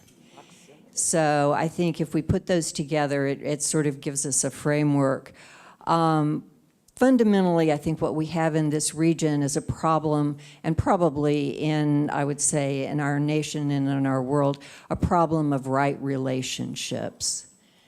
Things are out of whack. Power has been misappropriated and mishandled, and we are all feeling the effects of that. If we don't get the relationships right in what we're doing in Dogwood, in everything that we do, if we don't get the relationships right, we won't get anything right. And so I think many of the panelists alluded to that. And that means that we have to do the work in an equitable way. Not only to say that we are going to focus on equity, but to be equitable at the level of basic interaction and basic conversation and basic inclusiveness from in everything that we do. So I think often, we're so far from having answers, but at least I think today that we heard some really brilliant suggestions for some questions. And so I would like to leave you with these questions, and I would like to suggest that as we go forward, all of us, that these are the questions that can guide us toward the kind of transformational change that I think we all want. How do we bend the power dynamic? I'm going to repeat that. How do we bend the power dynamic? Who is not at the table, who should be at who we need to have at the table? If they're not at the table, we need to have them at the table. Ask ourselves in everything that we do, at the beginning of every day, at the beginning of every endeavor, who is not at the table that we need to have at the table? What does it look like to actually cede power to the community? Not to talk about it, not to do this, but to that idea. But, what does it look like? How do you go about, let the community vote on what the services are going to be? I mean, it's one thing to talk about we're going to be inclusive, but I think everybody was like, whoa, they let the community vote on what the service, whoa. So, yeah, I think we can all carry that as what does it really look like to do it? How do we build adaptive capacity? It comes down to everybody being able, everybody feeling their own agency. This region has a history, and not only, certainly all communities of color, gender is certainly a big divider in terms of equity, but there have been, this region was treated as an internal colony of the United States. The industries were extractive. People do not carry with them that sense of agency, of this is my life, this is my community, I can change it. How do we build that adaptive capacity? And then what risks are the scariest, and how are we going to help each other to take them? So, thank you so much for being here. The future is amazing. We're gonna get bunged up doing this work that we all want to do, but I think the fact that of what we've heard here, but more importantly, the fact that you're all here means that we're going to do it. So, thanks very much.